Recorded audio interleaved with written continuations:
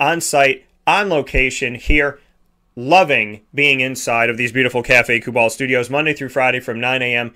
to 11 a.m. Eastern Time. You can watch on youtube.com/wakeupcalldt, as well as facebook.com/wakeupcalldt and facebook.com/livenowdt, and listen on mixlr.com/wakeupcalldt, and of course on the wakeupcalldt.com home page. And we'd be more than happy to have you here every Monday through Friday from 9 a.m. to 11 a.m. Eastern Time. After the shows go live, you can search Wake Up Call with Dan Tortora, or one word, Wake Up Call DT, on Stitcher, Spotify, MixLR, TuneIn, Podbean, iHeartRadio, iTunes, and Apple Podcasts, and YouTube, and find shows like this one there.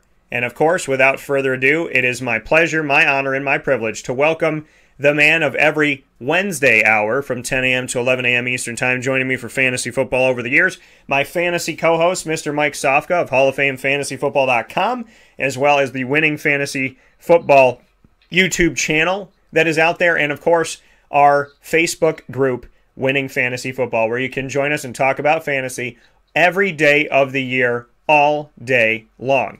Mr. Sofka, welcome back to the broadcast. Hey, thanks, Dan. How you doing? Doing very well. Now, Mike, I got into it very sparingly. I just kind of made a note that it was crazy. But what was your what are your best words to describe what we saw in Week 1 of the NFL, where we saw Green Bay almost get shut out when and remember, New Orleans was displaced. They didn't win that game in New Orleans. They won that game at TIAA Bank Field in Jacksonville because Shad Khan and the crew were nice enough to let them have the field for the day, as Jacksonville was at Houston, losing to the Texans. So we see Green Bay almost lay a goose egg, and Jameis Winston go off for 5 touchdowns, no interceptions on the day. Bunch of non-household name New Orleans Saints scoring, making it happen. Jacksonville, albeit Trevor Lawrence throwing 50, anytime a rookie's throwing 51 times, 99% of the time they're going to throw a pick. He threw 3, but he also had 3 touchdowns. But somehow Tyrod Taylor just exposed, everybody's focusing on Trevor. Tyrod Taylor exposed the fact that Jacksonville's defense had a bunch of holes in it. So there's that game. There is, Baltimore not having, they lose a running back, and then force overtime on the road at Vegas. Cleveland almost takes down the Chiefs, which they almost did last season. What was your take on Week 1 of the NFL, which I think very plainly I can call it a frenzy to kind of understate the first week of the NFL this season? Well, there was some eye. I mean, the Eagles smoking the Falcons in Atlanta. I think the Eagles looked like a well-rounded team. Meanwhile, Atlanta couldn't make it out of their own house. They kept hitting the snooze button. Yeah, we'll be there. They never showed up. Same thing with the Packers. As you said, with the tribulations the Saints had to just have a game, having to find a place, and then the Packers just looked lethargic. I mean, they're just no energy, no nothing. It didn't seem like anybody was ready to play on that team. I did like the Dolphins and the Patriots game, a 1-point game. Dolphins sneaking away with a 1-point game in New England. I was disappointed in the end of the Raiders and the Ravens game, which almost ended in overtime. The Raiders won, and I think it's a great way to open that stadium. The Steelers shocked me going into Buffalo and taking care of business. Let's see here. The Cardinals, I thought, had an easier time with the Titans than I thought they should have. The Colts barely put up a fight against the Seahawks when the Colts were at home.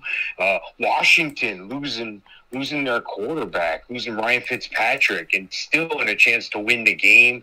The Jaguars, should have won that game. I don't understand how they could let things go up on them like that early. It was not.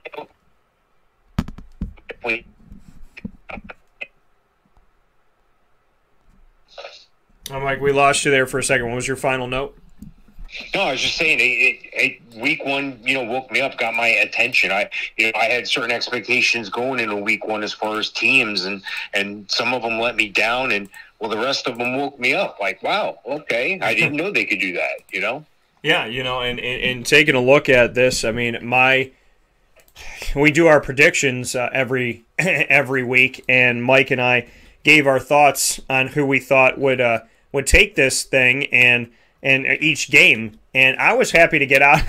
I was happy to get out of it alive. Okay, I chose Tampa, but I was excited to watch Dallas, and I thought Dallas. I mean, to me, offensive pass interference. It seemed like a Brady call. You know that he got a nice one, but you know I had Tampa in that game. I had Philly. Now I had Philly over Atlanta, which I don't think was like the comfortable pick for most people. I think most people probably would have told me that was ballsy. I didn't think they'd win 32-6. I just thought they would win. But Devontae Smith, reigning Heisman Trophy winner, first touchdown of the season for the Philadelphia Eagles, Devontae Smith. Jalen Hurts, playing, doing his thing. Kenneth Gainwell, yet another Memphis Tiger coming from the times of Mike Norvell. And what did he do? He scored as a rookie in his first ever game. So, love seeing that. Another upset, Pittsburgh-Buffalo. Pittsburgh blocked punt. How about this? This is not the type of history you want to make. But in upstate New York, Syracuse had a punt blocked by Rutgers, and Buffalo had a punt blocked by Pittsburgh on the same weekend. But Pittsburgh's was a little bit more of like a dagger because Syracuse didn't give up a touchdown after the fact, but Pittsburgh was able to score off of their blocked punt on the Buffalo Bills. So that's something to note here. I told you Cincinnati, Minnesota was going to be a close game. I believe I said it could go into overtime, and it did. It was the first game to go into overtime, 2 overtime games in week 1. So we've already passed that. If you were playing the bingo of the NFL this season and you had overtime on there, you could have marked it. So I had Cincinnati.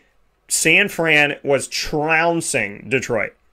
And Detroit ended the game on a 23-3 run, which should make San Fran's defense feel not great. And I had Detroit. That was another ballsy pick. They lost that game. Mike had San Fran. I thought that Tennessee would show up against Arizona, but shout out to Chandler Jones, Union Endicott football. I just sat down with their current head coach and a couple of their players in Sonny and D with Sonny Spira at Progressive Dental down in Endwell, New York on 565 Hooper Road. And we literally just sat down with Union Endicott's football team. That is the alma mater of Chandler Jones. He turns around that weekend, has 5 sacks, and he went to Syracuse. So shout out to him. Seattle, I had over Indianapolis. I wasn't worried about that. I had the Chargers. Mike had Washington in that.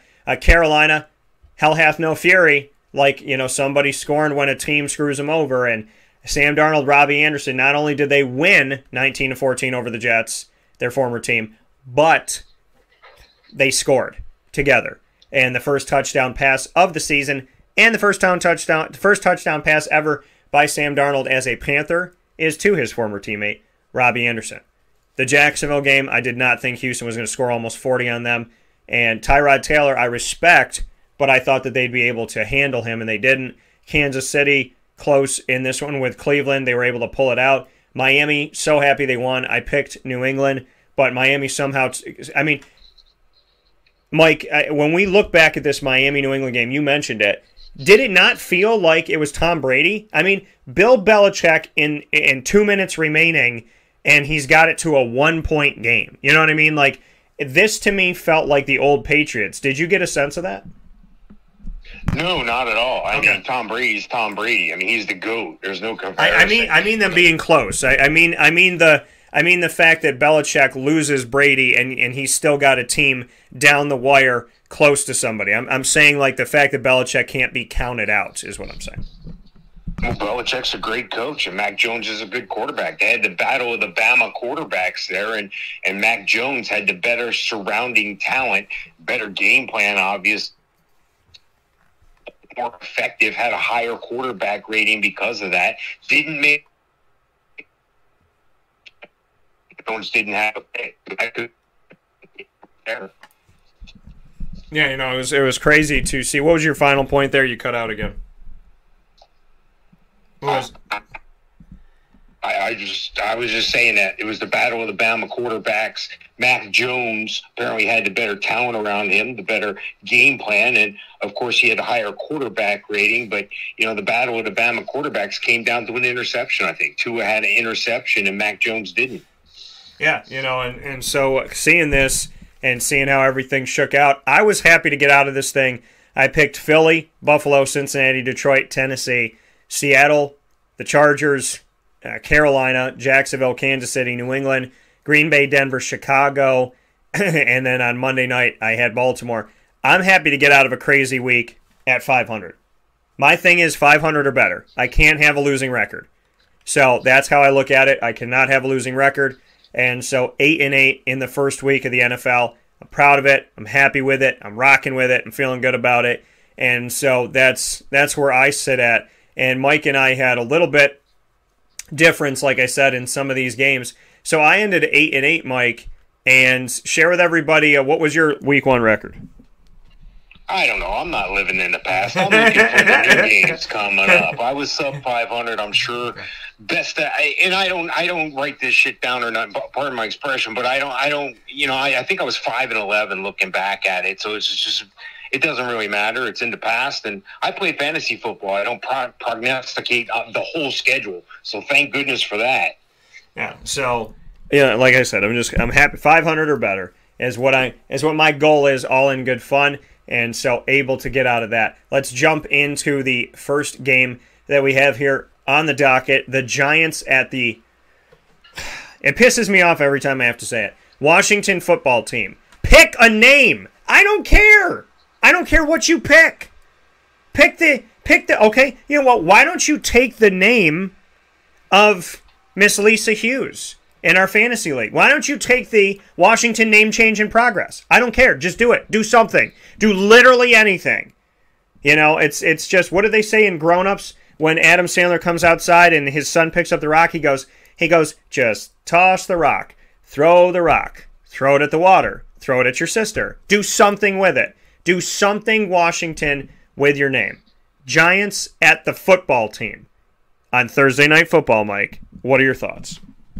Yeah, it's going to be an interesting game. Taylor Heineke is going to get the start for the Washington football team. So, right there, I got a battle of the quarterbacks because I have Daniel Jones and Taylor Heineke ranked real close to each other. I have Daniel Jones at 22 and Taylor Heineke at 24. So you would think that would say a lot about Taylor Heineke, but it also says a lot about Daniel Jones if you think about it. Saquon Barkley, not a big week 1, slowly coming back, a lot slower than I thought. When they say he's ready, I'm expecting him to be ready. I wasn't expecting him to be kind of ready to just have his toe in the water. I think it let down Saquon fans tremendously. This week I got Saquon picking up the pace a little bit. It's going to be 2 games in a row and on a short turnaround for him. So that's going to be a thing. But I cautiously have him ranked at while I have Antonio Gibson ranked at number 6 this week.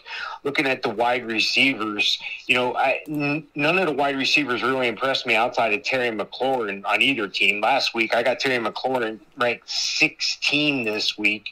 And I have to go way down on the list. I have to go to 42 for Kenny Golladay. Then I have to go down a little further to 53 for Sterling Shepard. You're not making your money on these guys in the wide receiver room there. And looking at the tight ends, the only one I can really start is Logan Thomas, number 9 on my rankings this week. Evan Ingram or Kyle Rudolph are either going to make the game and or have an impact on the game. So I like Logan Thomas at number 9.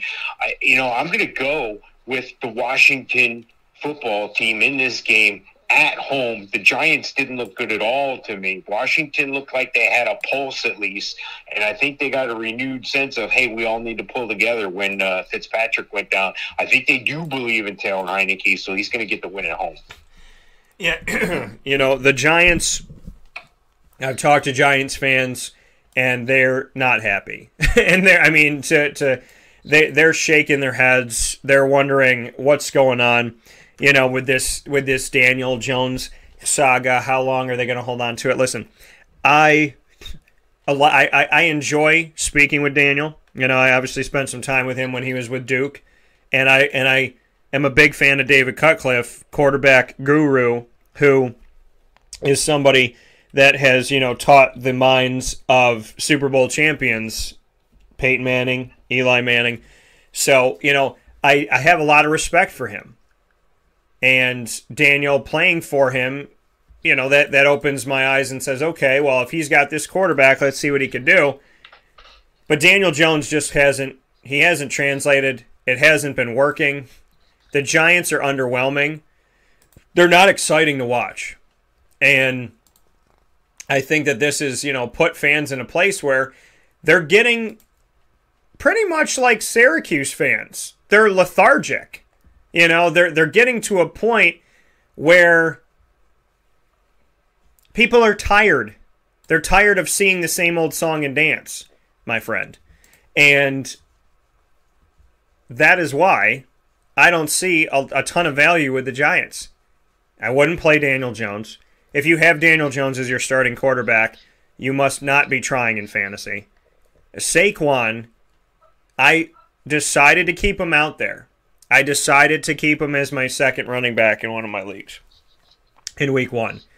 And he was very underwhelming.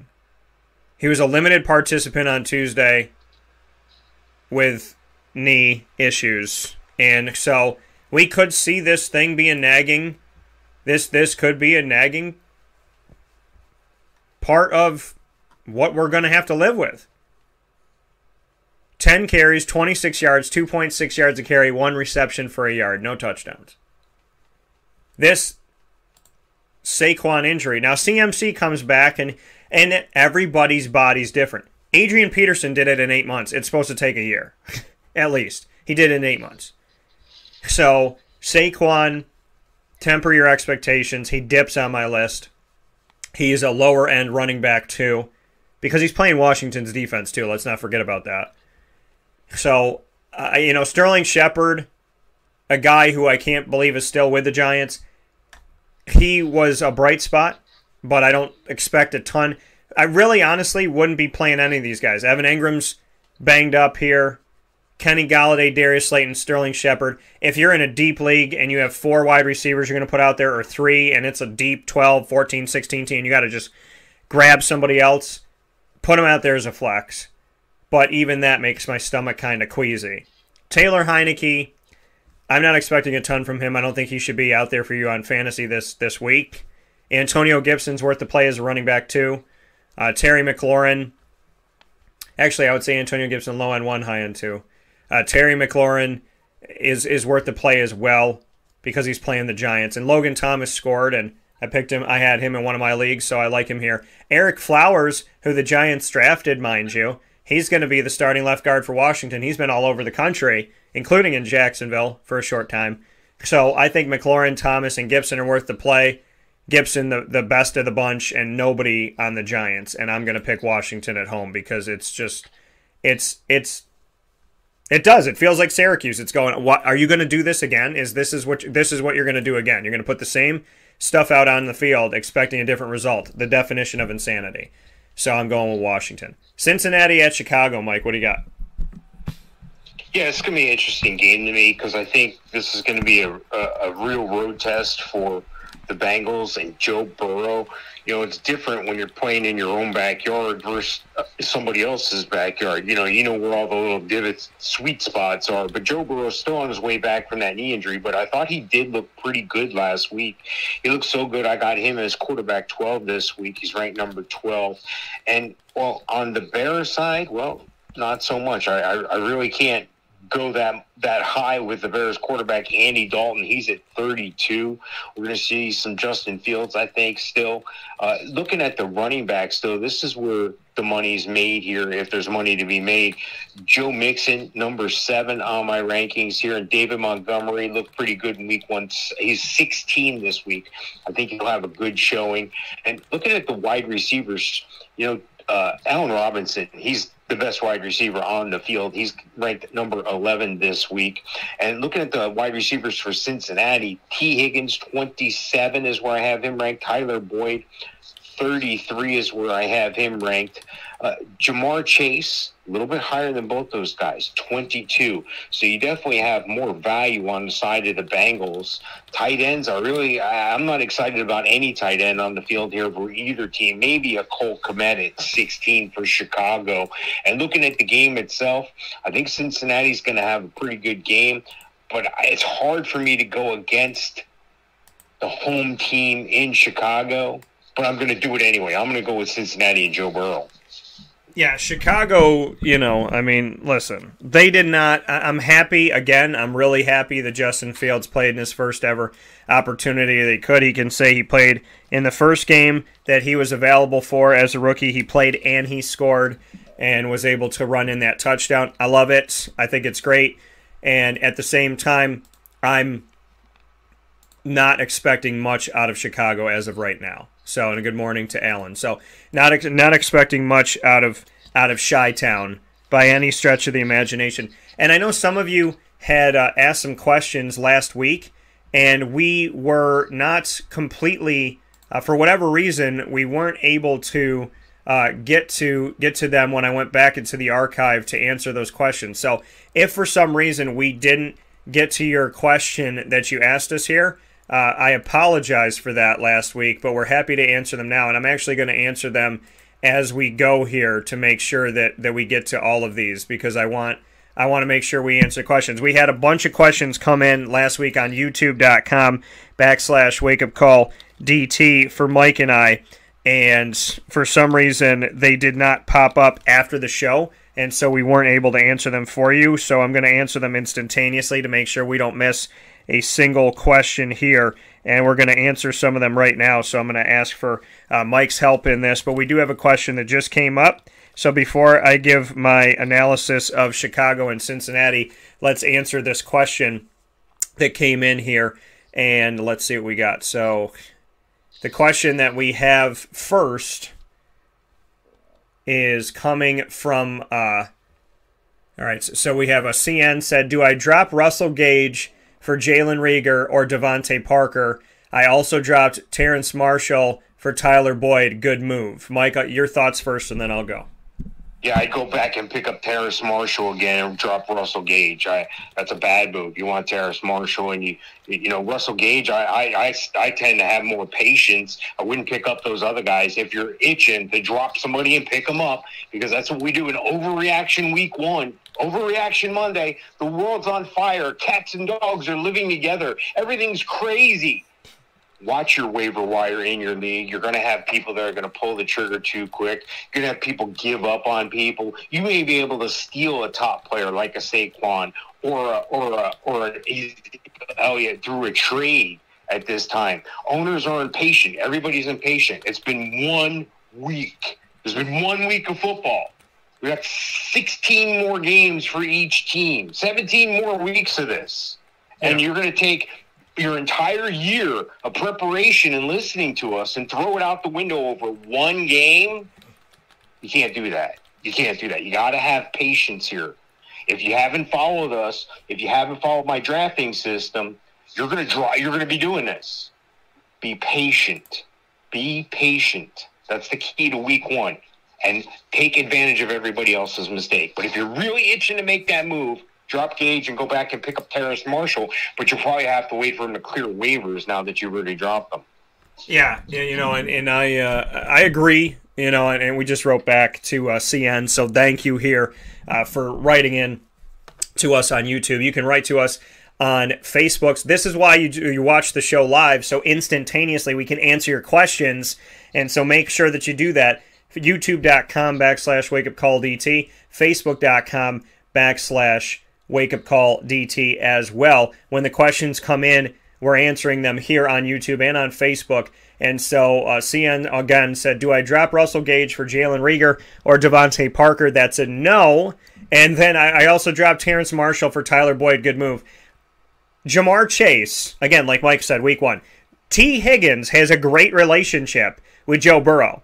They were doing great. I want to say they're doing good. Let's not say great. They were doing well in his rookie season, Joe Burrow and T. Higgins' rookie season. You got LSU and Clemson on the same team, throwing to that's a great, that's like a perfect dynasty beauty team there when an LSU quarterback's throwing to a Clemson wide receiver and bringing that all together. That only happens in dreams, maybe mine, hopefully yours. So, T is there, number 1. 2, Jamar Chase is there. And again, another rookie scoring in their opening game, first ever opportunity in the NFL.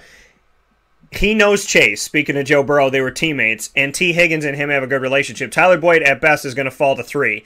So Russell Gage is not a bad guy. He's a guy that I told you to put on that list, right? Put on that list and keep it there. But Terrace Marshall, you don't know what he's going to be yet. It's week 1. Go back and try and get him again. And if it was me, I would drop Boyd and pick up Gage. Or I would say keep Gage. So I would keep Gage, get rid of it. Honestly, if it was, I would say keep Terrace Marshall, don't take Tyler Boyd at all. And I would find a way to, like, have Gage there too, because I'm not a fan of Devontae Parker. Yeah, I need to jump in there, because what you're doing is, just because Boyd is third man on the totem pole there, you're disqualifying him. I got Tyler Boyd ranked 33 this week. There's 32 teams. That means he's 1A on somebody's team, but he can't be 1A on his own team. He's actually 1C, because I've got T. Higgins ranked at 27, and I got Jamar Chase ranked at 22. So why would I cut the guy who's 33 on my ranking? Didn't do it. There's no way. No way you cut Tyler Boyd. Well, I disagree. That's my thought. That's why Mike and I are here. So what Mike and I can agree on is you shouldn't have dropped Terrace Marshall. What we don't agree on is I would rather have Gage than Boyd. But that's my thoughts. I'm not a fan of Devontae Parker. If you want somebody who's going to piss you off every week, I guess get him. But if you want to win fantasy football, don't.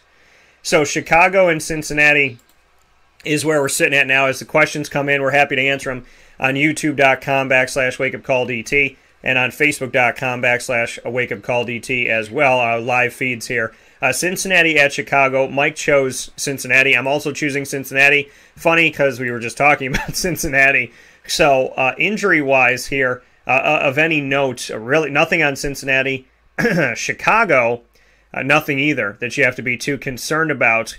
I mean, those of you that know, Tariq Cohen's supposed to be coming back in week 7, and he's coming from an ACL, physically unable to perform list, the PUP list he's on right now. But besides that, I'm going with the road team as well. I think Cincinnati's got a lot of firepower, and Chicago doesn't offensively. I think Justin Fields is going to make them. He's going to be like a multiple. He's going to be a Swiss Army little weapon, because he's going to run and he's going to pass. Like, he's going to be able to make their offense have different wrinkles in it when he eventually is the guy. But right now, the offense kind of sputtering a little bit. It's not that I'm not a fan of some of the guys and that they can't score. I mean, for goodness sakes, Allen Robinson scored with 3 different quarterbacks last year. But Cincinnati has more firepower. Joe Burrow worth the play in this game against Chicago. Their defense does not scare me. I would have him not necessarily. I mean, he's not going to be above a lot of the guys we talk about, but I like Joe Burrow in this game. I still think he's a QB1. Joe Mixon, running back 1. T. Higgins, wide receiver 1. Jamar Chase, I would say I'd still have him in a flex situation, but I like him. And on the other side of it for Chicago, David Montgomery did get into the end zone. He's a lower end running back 2, higher end 3 in my opinion. And Allen Robinson, how can you not play him? I think he's a wide receiver 2 this week. And Darnell Mooney, if you're deep and you got to play a flex, then maybe he goes out there for you. In my opinion right now, if your team was drafted correctly and you made the right moves, he should be your last option at wide receiver right now on your team if you got 4 or 5 guys. And I don't think it's the right time to put him out there. Cole Kmet, not bad. He did get into the end zone, so he's not a bad bet for you. I still consider him a tight end 2, and that's where I have it. I think this week, though, he might have some tight end 1 numbers. I got a good feeling about Cole Kmet, so that's where I would take it. And again, I'm going with Cincinnati. Next game we have up here, Mr. Sofka, will put us Houston at Cleveland. Cleveland almost took down the Chiefs. Houston looked really good with Tyrod Taylor. What do you got? Yeah, Cleveland almost took down the Chiefs. Texans looked really good against the Jags. That means what? That means the Texans are going to smoke Cleveland in Cleveland. Cleveland's a 12.5-point favorite in this. It's hard to go against that because of some of the weapons they have. Looking at quarterback, I got Baker Mayfield ranked number 17 this week. I got Rod Taylor, who single-handedly, I think, won that game against Jacksonville. I don't know how they won it. They didn't get a lot of wide receiver production. They didn't get a lot of running back production. What they got was Jacksonville making a mistake and Trevor Lawrence's 3 interceptions, and they just capitalized on those mistakes. So looking over at running back, the situation's even more dire. The separation's even greater. I got Nick Chubb at number 9. I got Kareem Hunt at 23. And I have to go down to like 40 to get Mark Ingram at 58 years old, running back. He led Houston in touches. How can that be? They got a stable for it. I got Philip Lindsay. I got David Johnson. I don't know what's going on in a Houston backfield, but they're not going to win very many games that way. And looking at receivers, same thing. I can't rank a wide receiver top Houston. Cleveland, I got Jarvis Landry. A lot of air power in this game, and Odell Beckham at 57. They got to show me something before they can climb up on these rankings, and right now I'm just not that confident. I think it's going to be a true run game. I think they're going to control the ball. Cleveland's got a pretty good defense. If you hadn't noticed, they can pressure the quarterback, and that's what kept them in that game last week. I got Austin Hooper at 19 as far as the tight ends. I can't start any other tight end in this game. And like I said, you know, the football gods are going to dictate that Texans going to walk in and blow out the Browns, but I have a feeling the Browns are going to win this game straight up. Yeah, I got the Browns in this one as well. Mike, we got a question coming in here on youtube.com /wakeupcalldt. Should this, Rendon wrote in here, should he trade Tyler Boyd for Brandon Ayuk? That's an interesting question because Brandon Ayuk's supposedly in the doghouse. Trent Sherfield got the nod over him, and he did show up. A lot of people don't even know who that guy is. First time you're hearing his name is when I mentioned it. You know, Brandon Ayuk has all the talent in the world. He did have the opportunity to show that last year. I don't know what the rest of your lineup is. That would depend on that. If you're looking for similar production, I say, yeah, they're going to be similar in production. If you're looking for this guy's going to win the championship for me single-handedly because I don't really have any other good wide receivers, stick with what you got, you know, without knowing more information. You know, otherwise they're about the same, so it seems like a fair trade. Yeah, I would imagine that Brandon Ayuk has more of an upside right now, and so that would be how I would look at it is longer term, I'd be saying, okay, maybe Brandon can pay off more than Tyler.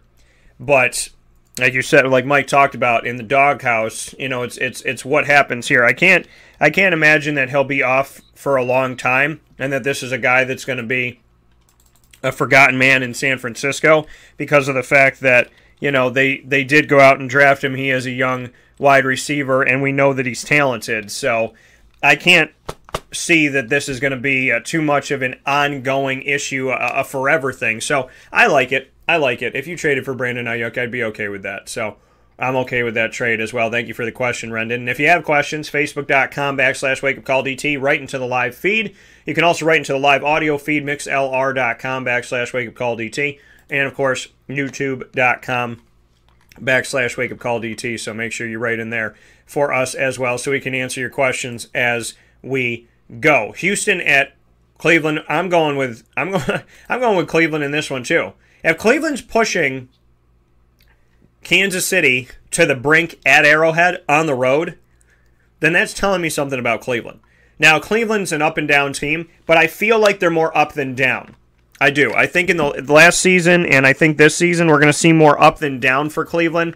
I think in other times they really frustrate the heck out of you. You know, Mike and I would pick them to be good 2 years in a row, and they just didn't. I mean, they had it on paper and they didn't come through. And then last year they started to look a little bit better, but I'm like, how can I say great things about them knowing what they've done to us these last couple of years? And, you know, I mean, so I think Cleveland has what it takes to be better than not better. You know, I don't think that they're the roller coaster like they used to be, and I feel good about them in this game. Tyrod Taylor, if you play two quarterbacks in your league, then I would say, you know, he could potentially be worth the play. I would probably leave him off of this. Again, it's 1 week. He was playing Jacksonville and their Swiss cheese defense. That defense looked atrocious. So I'm not a big fan of that. I mean, he broke off and ran toward the end of the game, and it was just embarrassing. Ingram, Lindsey, and Johnson, it's hard to pick here because they're all former starters. But Mark Ingram, if I had to pick anybody, I'd put him out there as maybe a running back 3 for you this week. You should have people above him that should be your 1s and 2s. Cooks, I would put him at a lower end. I would probably put him at a wide receiver 3, to be completely honest. And then Cleveland's side, I like Baker in the game. I do. And so I'd have him as a lower-end quarterback 1. Nick Chubb and Kareem Hunt, I shouldn't have to tell you, but I'll tell you, play them.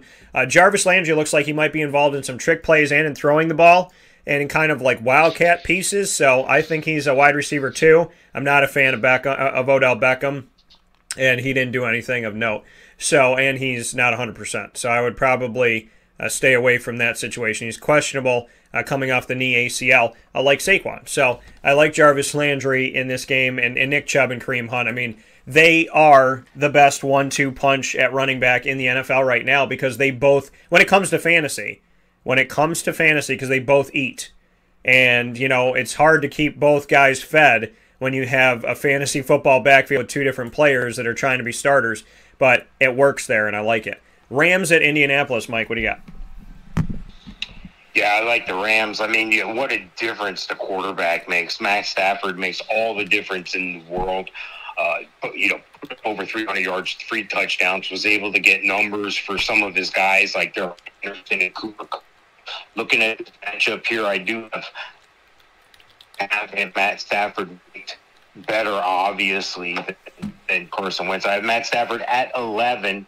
I got to go way down to 29 to find Carson Wentz, so I'm going to try not to start him. Looking at the running backs, Darrell Henderson, I have him at 10 this week. Looking at where I have an Indy runner is 10, Darrell Henderson. Jonathan Taylor for Indy, 2 behind him at 12. And Naeem Hines, you could probably put him in a flex at 32. He's a great PR at a backfield. Looking at the receivers, it seems like they're all one side of the ball. It seems like they're all for the Rams. 13, I got Cooper Kupp. I go down a little further on the list for some of the other. I got to go way down on the list, as a matter of fact, here. I got to go Van Jefferson at 61, and I'm trying to search out Robert Woods on my list here. I got him at 18. Looking at the other side of the field, though, Michael Pittman maybe until in the 50s. Same thing, I know Zach Pascal blew up a little bit last week. You can't count on it every week. He's in the 60s for us. And looking at the tight end position, Tyler Higbee is going to be the guy for the Rams. I got him ranked number 6, and I don't have a tight end for Indianapolis on yet. There's one on the way. Trust me, there's one on the way. But that rookie's not gonna be up to game speed to make the rankings. If you went with a Mo Alley-Cox or Jack Doyle, they would be in the high 30s. So I would advise against that. I definitely would take the Rams. So Mike going with the Rams here and trying to make sure we can pull Mike here. Clearly we're coming in and out, but we heard most of that. So Mike's going with the Rams on this one, and this matchup, just to make any notes here on injuries and whatnot, we'll make those as we go. But for this matchup, for me, Rams in Indianapolis, again, Indy is at home. It doesn't matter. So, to me, Indy, I'm happy that Carson Wentz was out there for week 1. I thought it was a ghost because when he got injured and he was like, he had been in Indy for like 5 seconds and he got hurt, and Indy fans are sitting there like Philly fans used to sit there like, are you serious right now? And then I thought, is this guy going to play this year? Is he going to play? Definitely won't be out there week 1 and whatnot. And then here he is rolling out there. So I'm happy to see that, if nothing else.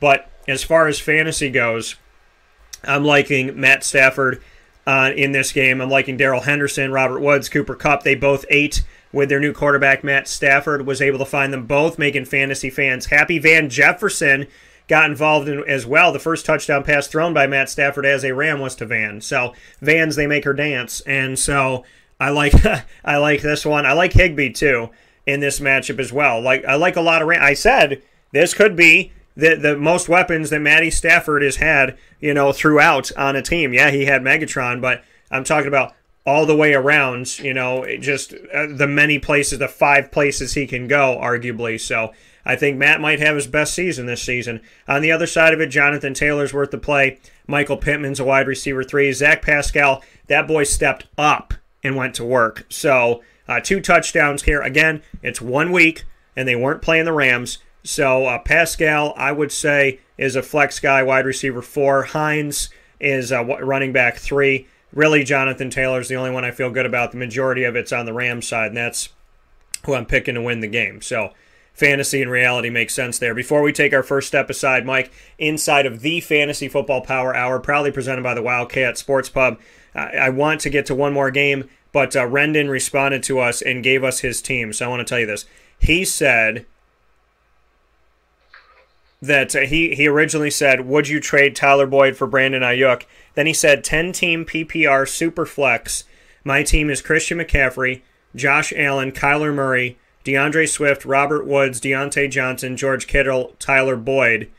And then on his bench, Javonte Williams, Melvin Gordon, Jamar Chase, Jerry Jeudy, Chase Edmonds, Tua, Will Fuller, and Marvin Jones.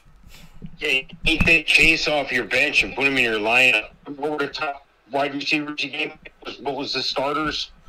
Boyd. His starters, Robert Woods, Deontay Johnson, Tyler Boyd.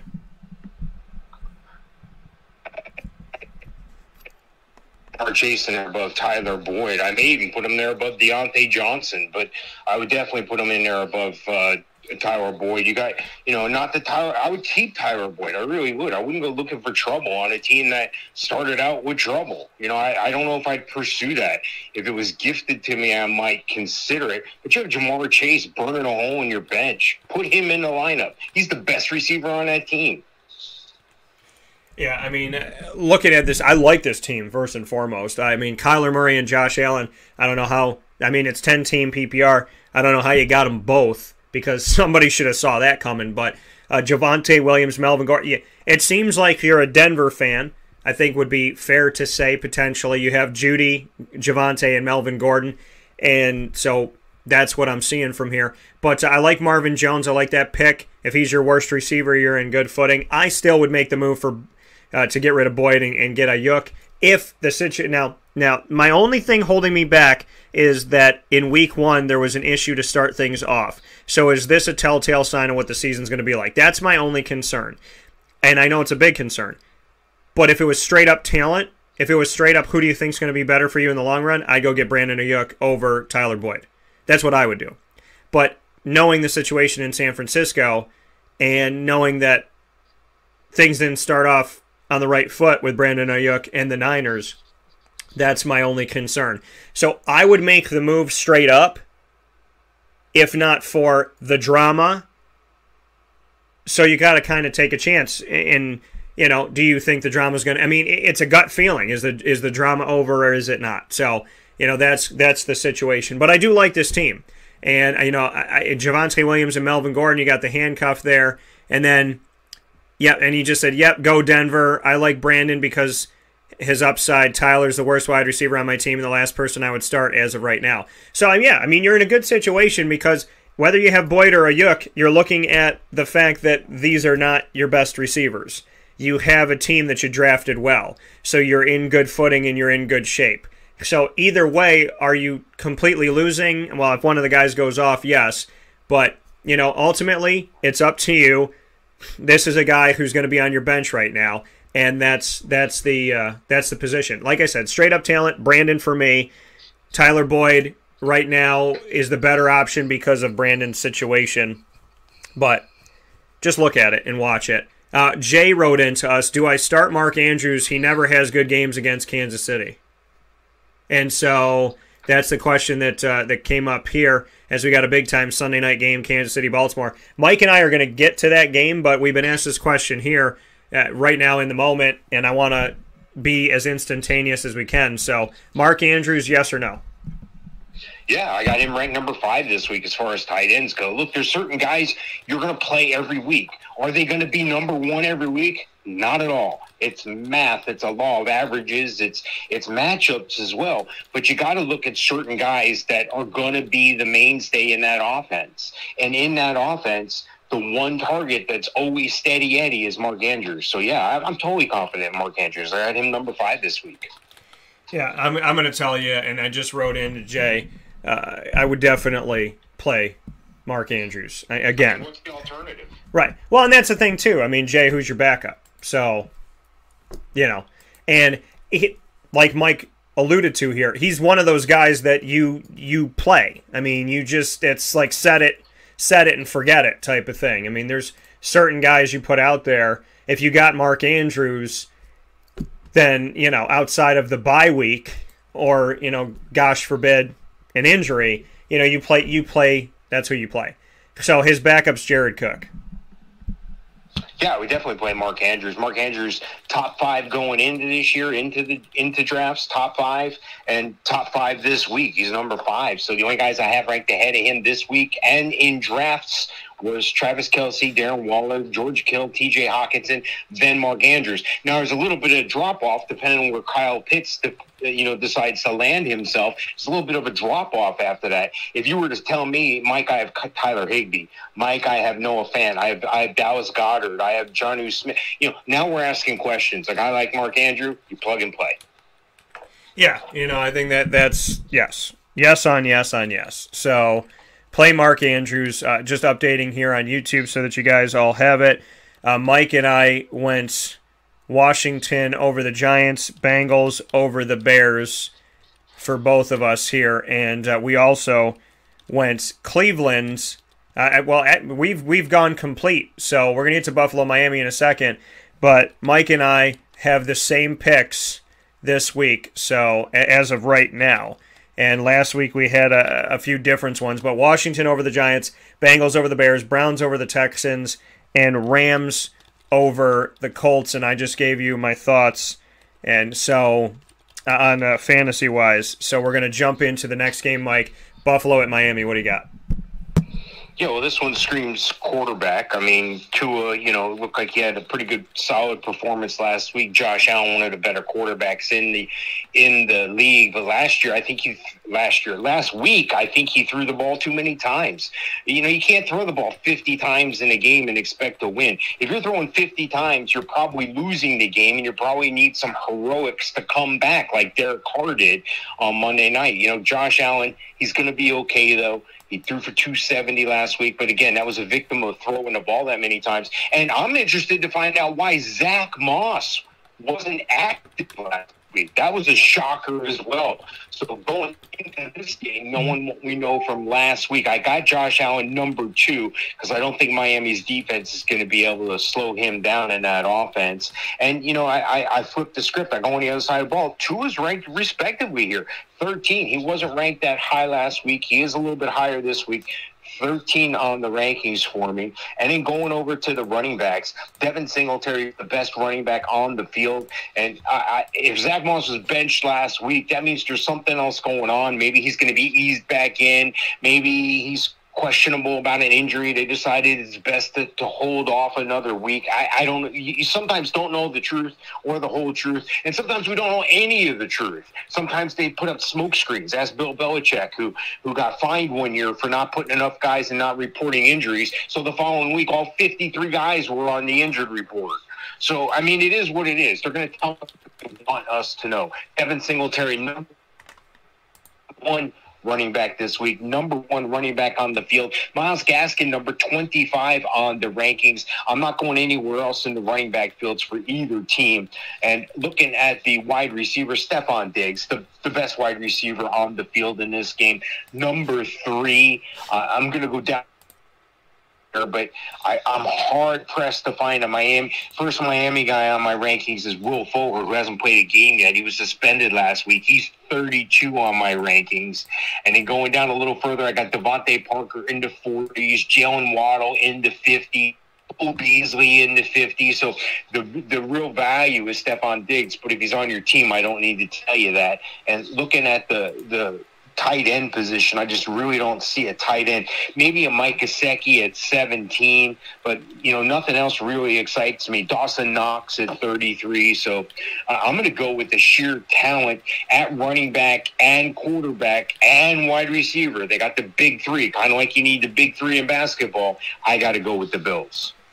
Yeah, the Bills definitely looked ugly in their first game of the season. I mean, fans were – I was out at Pizza Man in Baldwinsville on 50 Oswego Street. Great place to watch the games, and they got the NFL tickets, so you're going to see every game there. The fans were not pleased with what they saw on the field. And they're going in to play a Miami team that's got literally nothing to lose. I mean, they're coming off a win over the Patriots. They're doing what they needed to do, and now they got a shot to go 2-0 on the season. And Buffalo going 0-2, fans will start freaking out. So I mean, this is a big. I think Miami can play more fluid, and Buffalo's got to play a little bit. They may play a little more tense. So this is a situation that is not desirable for Buffalo. How they started off the season against Pittsburgh.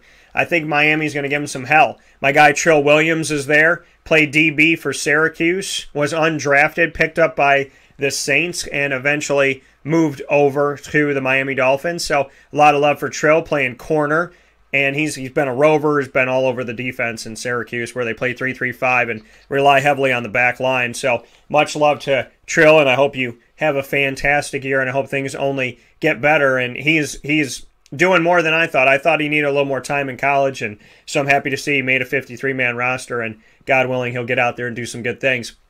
He's got a shot against Josh Allen if and when he does get out there in this game. So I like Josh Allen in the matchup. Matt Breida has been moved to number 2, folks, and Devin Singletary number 1 here. Devin Singletary, to me, he had 80 yards in the loss, so I'm going to put Singletary as a running back 2. Josh Allen as a 1. With Zach Moss moving further down the depth chart, it's better for Singletary, just for you fantasy owners. So in some leagues where you didn't draft either one of them, you need to get him like 5 minutes ago. And for those of you that have him, I think he's trending upward. I think this is a good week for him. So Josh Allen, Devin Singletary, obviously Stephon Diggs. I don't know why Gabriel Davis is on the depth chart as number 4. It's some of the things I'm looking at here. The man scored a touchdown in this game. I believe he's the true number 2. So I like him here. Emmanuel Sanders was 3rd in targets. So Cole Beasley, good for PPR, good for flex. Gabriel Davis, worth the play. Stephon Diggs, worth the play. Dawson Knox got involved, but that's 1 week, and I'm still not. I got to see consistency, so I wouldn't put him out there yet. Tua in this matchup, I would say, Tua's a quarterback 2 in this one for me. Myles Gaskin is a running back 3. I'm not a fan of Devontae Parker. Jalen Waddle scored in his first game. I got him as a low-end 2, high-end 3 wide receiver, and Will Fuller as a wide receiver 2. Mike Gesicki is a low-end tight end 1, high-end tight end 2. So a lot of guys to play in this one. And Buffalo, don't make me wrong twice. I'm going to go with the Buffalo Bills. With that being said, Mike and I are going to take a step aside for a fast break. When we come back, plenty more as we get you set for Week 2 of the NFL right after this. Inside the Cafe Kubal Studios, this is Wake Up Call with Dan Tortora, and this is your Fantasy Football Power Hour. Not one of, not a, but the Fantasy Football Power Hour, getting you ready for Thursday, Sunday, and Monday games, and sometimes Saturday games in the NFL early, as we do it on Wednesday, so you got plenty of time to set your lineup and plenty of time to ask questions on Facebook.com/WakeUpCallDT, YouTube.com/WakeUpCallDT, and on MixLR.com/WakeUpCallDT. Join us for free on any one of those avenues, any one of those sites. You can join us for free, and you can write in to the show instantaneously, and as you've seen this morning, we answer your questions. So make sure you make your way out to each of those today, and thank you so much for listening and watching. This is Wake Up Call, and we'll be back after this fast break.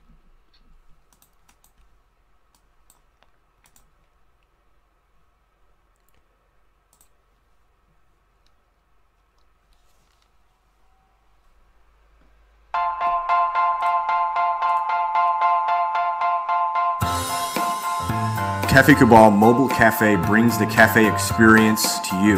We'll roll out to your neighborhood or office, ready to serve our locally crafted espresso bar to our loyal patrons. Inquire at cafekubal.com. Cafe Kubal, coffee for the soul.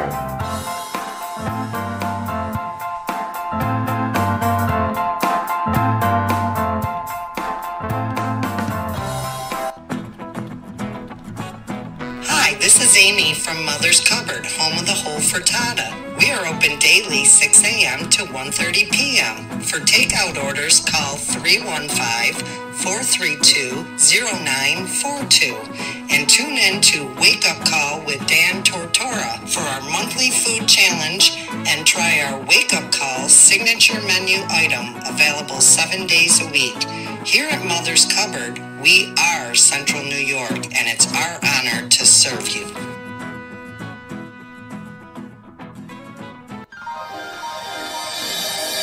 Ma and Pa's Kettle Corn and Popcorn Factory, located on 201 7th North Street in Liverpool, is home to over 40 flavors with more than 200 flavors in their total wheelhouse. Sky's the limit for this sweet and savory Central New York company. Keep it local at your parties, fundraisers, wedding showers, baby showers, and more by calling 315-450-MA-PA. That's 315-450-6272 for popcorn bars with custom flavors and colors at your upcoming event. Make sure to visit them on 201 7th North Street in Liverpool, New York. And for more information, go to maandpazsnacks.com. Ma and Pa's Kettle Corn and Popcorn Factory.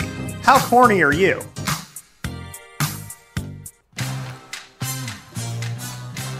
Here at Progressive Dental, we understand the importance of regular dental visits and preventive care. Cleanings and checkups are essential to good oral health. We have multiple locations in the Southern Tier, so come visit us in Binghamton, Enwell, Kirkwood, Montrose, and Norwich.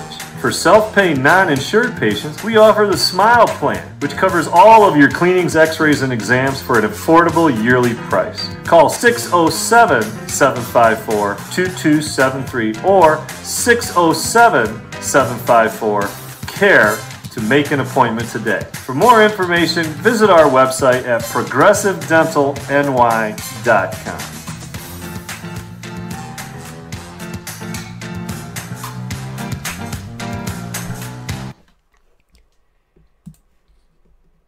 The Millhouse Market, located on 3790 New York 13 in Pulaski, New York, is worth the drive every time. Make sure you make your way over to the Millhouse Market today and all throughout the week. Open in their normal business hours, Tuesday through Saturday from 7 a.m. to 8 p.m. and on Sundays from 7 a.m. to 3 p.m. You can make your way out to the Millhouse Market. So make your way out there today, and much appreciation to the Millhouse Market for everything they do for the community and for businesses within the community outside of themselves, constantly paying it forward. And you can see that in their general store as they have local honeys and soaps and syrups and whatnot from companies all around central and upstate New York. So make sure you make it out to the general store, the indoor dining, and the drive-through pickup window, where you can literally order your food on the app or by calling and drive in, grab your food, and go. Don't even have to leave the car. You can contactless pay right on the app as well. So Millhouse Market, head out there today for their homemade breads, desserts, quinoa bowls, rice bowls, salads, brick oven pizzas, and the sandwiches named after the families to help to settle today's Pulaski. Ingrained in our taste buds and ingrained in our community, the Millhouse Market is worth the drive every time. We'll see you out there.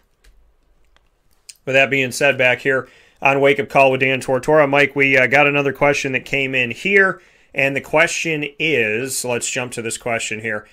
Should they start Mike Evans or Leonard Fournette in their flex spot? They got two guys on Tampa. Which one should be their flex guy? Geez, I'm flying blind here because I had a computer catastrophe here. My rankings, my computer went down. I'm rebooting, but okay. I'm going to still answer this question here. I'd have to go with, is it a PPR league, or do we know? We don't know. So if you can tell us here, if Ray or Jay here, if you can let us know if it's PPR, that would be awesome. Mike Evans or Leonard Fournette. Mike, go ahead. If it's not PPR, I would lean Fournette. If it is PPR, I would lean Evans, because Ronald Jones is dinged up right now, so that bodes well for Leonard Fournette. Yeah, I mean, I would say, yeah. I mean, it is a PPR. He said it is PPR.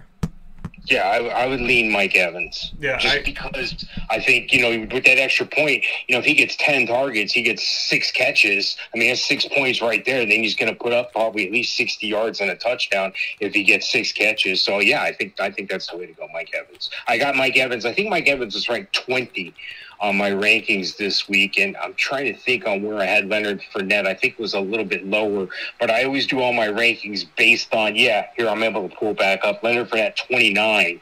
So I do all my rankings on PPR because that's what most everybody plays. Yeah, so I'm going to go with Mike Evans as well because you have the PPR wrinkle. I know he had some gaffes, and he definitely missed 2 catches when he must have thought the guy was going to intercept it because he's kind of looking at the ball and he's looking at the guy, and he didn't really full on. It didn't look like he was attempting to 100% catch those balls like you thought they were going to get picked this past week on Thursday night against Dallas. So, but I do like Mike Evans, and I think he'll bounce back. So Jay, Mike, and I both going with Mike Evans on this one. Trey wrote in and said, should I flex Henderson in a full PPR if I'm starting Robert Woods? Other options are Gaskin, Galladay, Juju, and Elijah. Should I flex Henderson in a full PPR if I'm already starting Woods?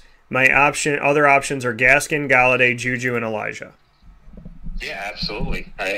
Sometimes it does matter who else you have on your roster, but it doesn't matter to the NFL. I mean, they don't care. They don't care if you were number 1 all your life in Pop Warner, college, and then you get here, you're just another guy. It's a plug and play. It's next man up. Now, there are guys that transcend that. There's the GOATs, there's Tom Brady, but it comes down to like a Mark Andrews type issue like we talked about before.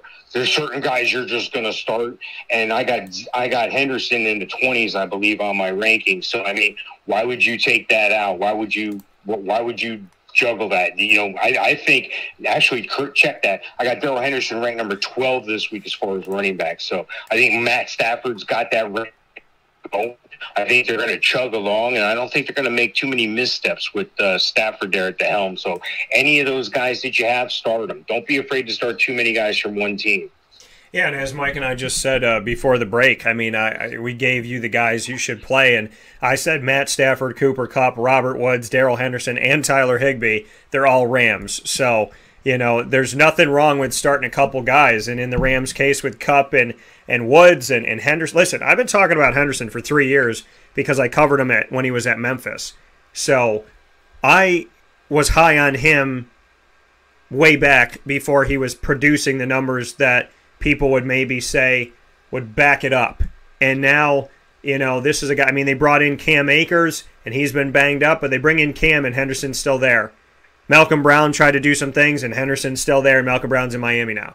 So, Darrell Henderson, I'm telling you, this guy is going to take off. I believe in him, so keep him on your team and put him out there on your roster. And I agree. Like I said, Matt Stafford arguably could have his best year ever as a quarterback right now. Trey said he appreciates it. Thank you, Trey. We appreciate the question. If you have questions for us, instantaneously we answer them. Now, you can always come back and write them into the video, but right now we're on youtube.com/wakeupcalldt answering your questions live. Again, if you asked a question last week and we didn't get to it, there was some type of a glitch, and I don't know how to describe it. I could see the questions, but I could not respond to them after the fact. So we apologize to anybody who asked us questions. We'd be more than happy to answer your questions this week. And then on Facebook.com/wakeupcalldt, mixlr.com/wakeupcalldt. You have 3 places to ask us questions. You can also write directly to Wake Up Call on Facebook at Wake Up Call DT, Twitter at Call DT, and Instagram at Wake Up Call _DT. So plenty of places for you to ask questions and give your thoughts. If you have them, please send them to us. So with that being stated, Mike, let's jump into New England and the Jets. We're going to try and go through these a little bit quicker as we got a bunch of games to run through here. What do you got? Yeah, this is a game, again, like the New England and Dolphins game. You can throw out the records. You can throw out the point spreads. Both the Patriots and the Jets are 0-1 coming into this thing, and with good cause. I mean, neither one of them are a solid team yet. I got Mac Jones at 26 for quarterback, Zach Wilson at 29. The only reason why Zach Wilson is 29 is he has nobody to throw the ball to. He's got a committee running back situation that is mired in muck. You can't start Tevin Coleman. Everybody's thinking Michael Carter is going to be the eventual guy to take that over. Ty Johnson's still making his way. I'm not like that as a coach. I don't do a committee situation. I'm going to pick my guy. I'm going to go with him. And if he runs out of gas or starts fumbling the ball, next man up. That's what the NFL is really about. So they're not doing that. Right now I got Tevin Coleman in the 40s, 43, Ty Johnson at 48, Michael Carter in the 50s. New England, I'm not sure that I can start any running back from New England either. I mean, the Jets have a pretty intimidating defensive front. They're slowing things down. I got Damian Harris at 32. He's their number one there. So I had better hopes for Ramondre Stevenson. But again, when I have those hopes for those rookie running backs, especially, you got to take your time. You got to take a breath. You got to take a step back. It takes time for these guys. And if they don't know how to pass block, they're not going to be on the field. So I'm looking at wide receivers, and nobody really excites me on either team. I mean, I'm rolling down my list here. I'm in the 50s. Oh, here we go. Here's one. Nelson Aguilar at 53. So if Nelson Aguilar is on your team, he's 53rd best wide receiver this week, according to my rankings. And I'm struggling. I got to go all the way down to like the 90s to find it. So don't start any of those guys if you can help it. And looking at the tight ends, similar situation, except I got Jonnu Smith at 14 for the tight ends. No real tight end I can count on from the Jets. They traded him away. Looking at this game, do I really have to pick a winner? If I do, I'm going to take New England. Yeah, this is this is a different world now. I mean, like I said, Bill Belichick made things interesting against Miami, but this is a different New England. This is a New England that we could see struggle if Miami can. What did I say at the beginning of the year when we made our predictions 1 through 4 finish in every division? I said Bills 1. I said Patriots 2 because it's Belichick, but I would not be surprised and Miami's going to be close. Like, I would not be surprised if Miami took that, and then the Jets at the bottom. So Miami's got a shot. They definitely have a shot. They could be a playoff team this year in a wild card situation. So I'm just throwing that out there. New England, fantasy-wise, PPR, James White, Damian Harris, flex guys for me. I don't trust their receivers, so I'm not even going there. Mac Jones, no. So, not as a starter in fantasy. So I could just move forward here. With the Jets, Tevin Coleman, Ty Johnson, Michael Carter, who's the guy going to be? That's the question. Is there an answer? No. So, I mean, I like Michael Carter, and I think he's eventually going to be the guy. And he was trained by my guy DeAndre Smith when he was in Carolina. So, I'm not saying that he's, that I like him because of that connection. I'm just making that little note there. But I like Michael Carter. I've watched him play. I watched Devontae Williams play. And so, I mean, for me, he's kind of like a grab and stash. And then that situation's wide open still. Corey Davis is a wide receiver 4. I really don't like this game in fantasy at all. This could be a field goal game. This could be 15-12. So, like I said, PPR, Damian Harris, James White. Outside of that, if I have to pick any Jet, Corey Davis, wide receiver 4. And I'm gonna pick the Patriots to win the game only because the Jets are the Jets. That's my reasoning. Let's move on. So, San Francisco at Philadelphia. San Fran outlasted the Lions, who they allowed to have a 23-3 run to end the game, where they were blowing them out, and then they only won by 8. Philadelphia blew out Atlanta on the road 32-6. Who do you have in this one? Yeah, well, you're only as good as the last game you played. You're only as good as the people you play against. You're only as good as what you've shown on film. What we saw on film in the second half was the Niners either letting off the gas pedal or getting exposed. And maybe they got exposed because Jared Goff was the quarterback and he's used to facing the Niners. You got to think about those little things. So I like the Niners, and against most teams, I'll pick the Niners. But here's another 1 o'clock East Coast game. Now, if they travel back and are going to make the circle back again, I'm sure that's what they did. I don't know for sure, but it would have made more sense to me to stay on the East Coast time to get more acclimated to that, because that is a real thing, going left coast to East Coast and then a 1 o'clock game. Both these teams 1-0 going in. The difference, though, is going to be on the field. Obviously, it's going to be in the players.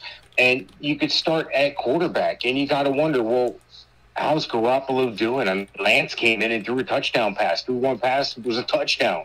The fans want to see that change at quarterback. They're not going to see that change anytime soon. You're going to see glimpses of it, but you're not going to see anything steady Eddie anytime soon. Jalen Hurts, I do like him. He's number 9 on my rankings this week. I think he does enough with his legs and his arm to warrant that.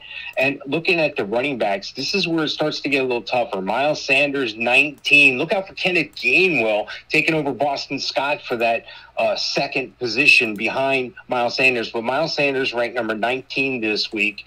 And I have to go down a little further for Elijah Mitchell, who broke out last week. Trey Sermon, who was supposed to be the breakout guy, didn't even dress. He was inactive. So what happens? Raheem Mostert goes down with what is now a season-ending injury, knee surgery warranted. At first they said 6 to 8 weeks. He vied for a different option, and now he's out for the season. But they also have JaMychal Hasty in the group as well. So again, a mired committee, but Elijah Mitchell looked like, if you're in a committee situation, this is what's supposed to happen. One guy's supposed to break away from the pack, and then that's your guy. So it looks like that's what they're going to do in San Fran. Looking at the receivers, the highest ranked receiver I have is Deebo Samuel at 19.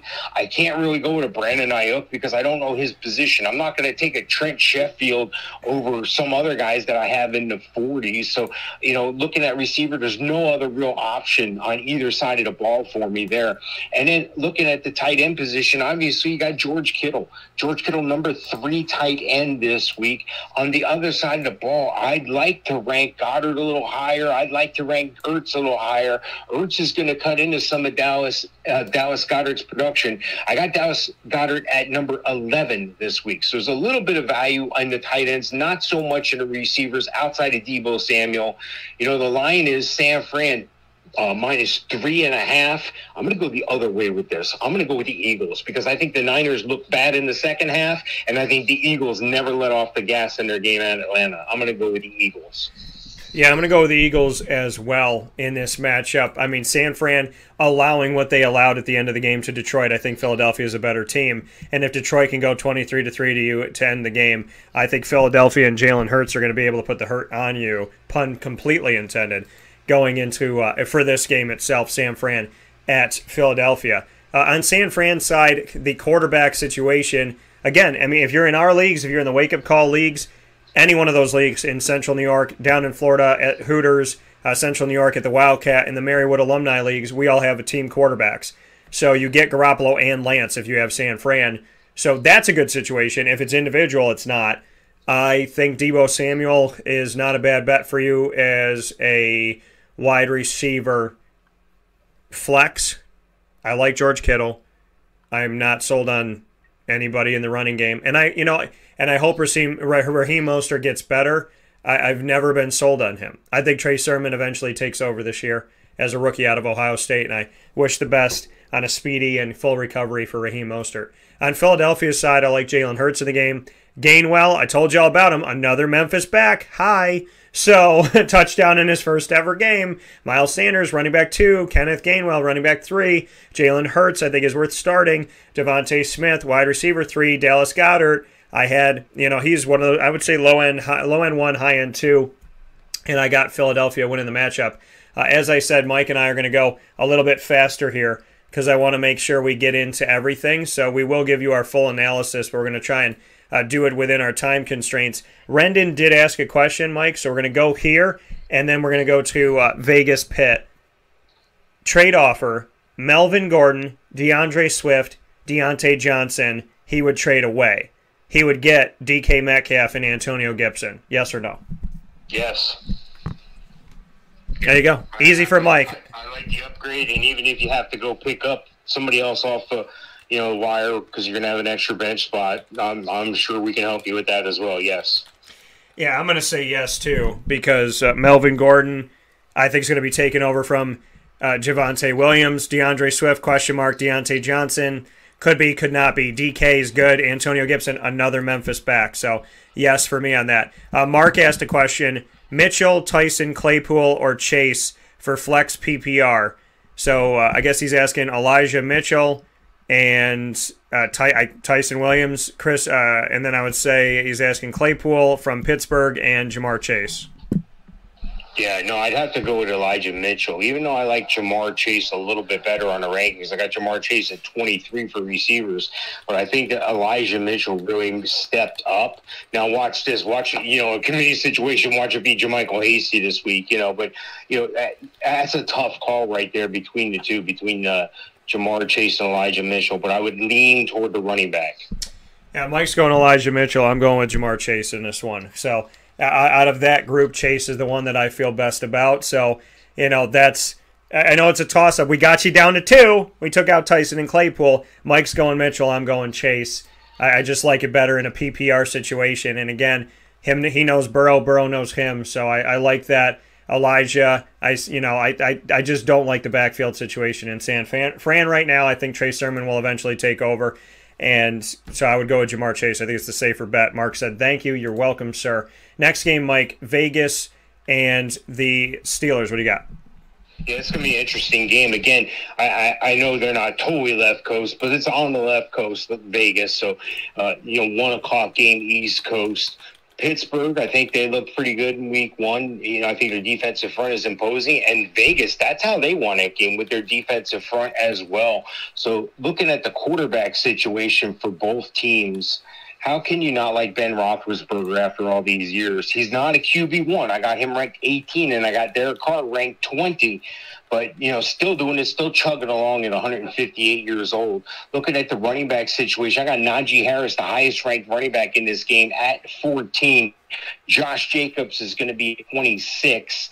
Looking at the receivers, all the Pittsburgh receivers are bunched together, much like the pre-draft data that we had. Deontay Johnson at 25, Juju Smith-Schuster at 29, and Chase Claypool at 31. That will keep Ben Roethlisberger very young, with those young guys running around catching the ball all over the place here. I can't really say the same for the Vegas Raiders. Hunter Renfrow may be your best option at 54. Brian Edwards at 65. I mean, Brian Edwards looked good in this game, and Zay Jones stepped in for Brian Edwards on a play or two and even scored a touchdown. But again, I can't start any of the Vegas Raiders receivers over somebody else.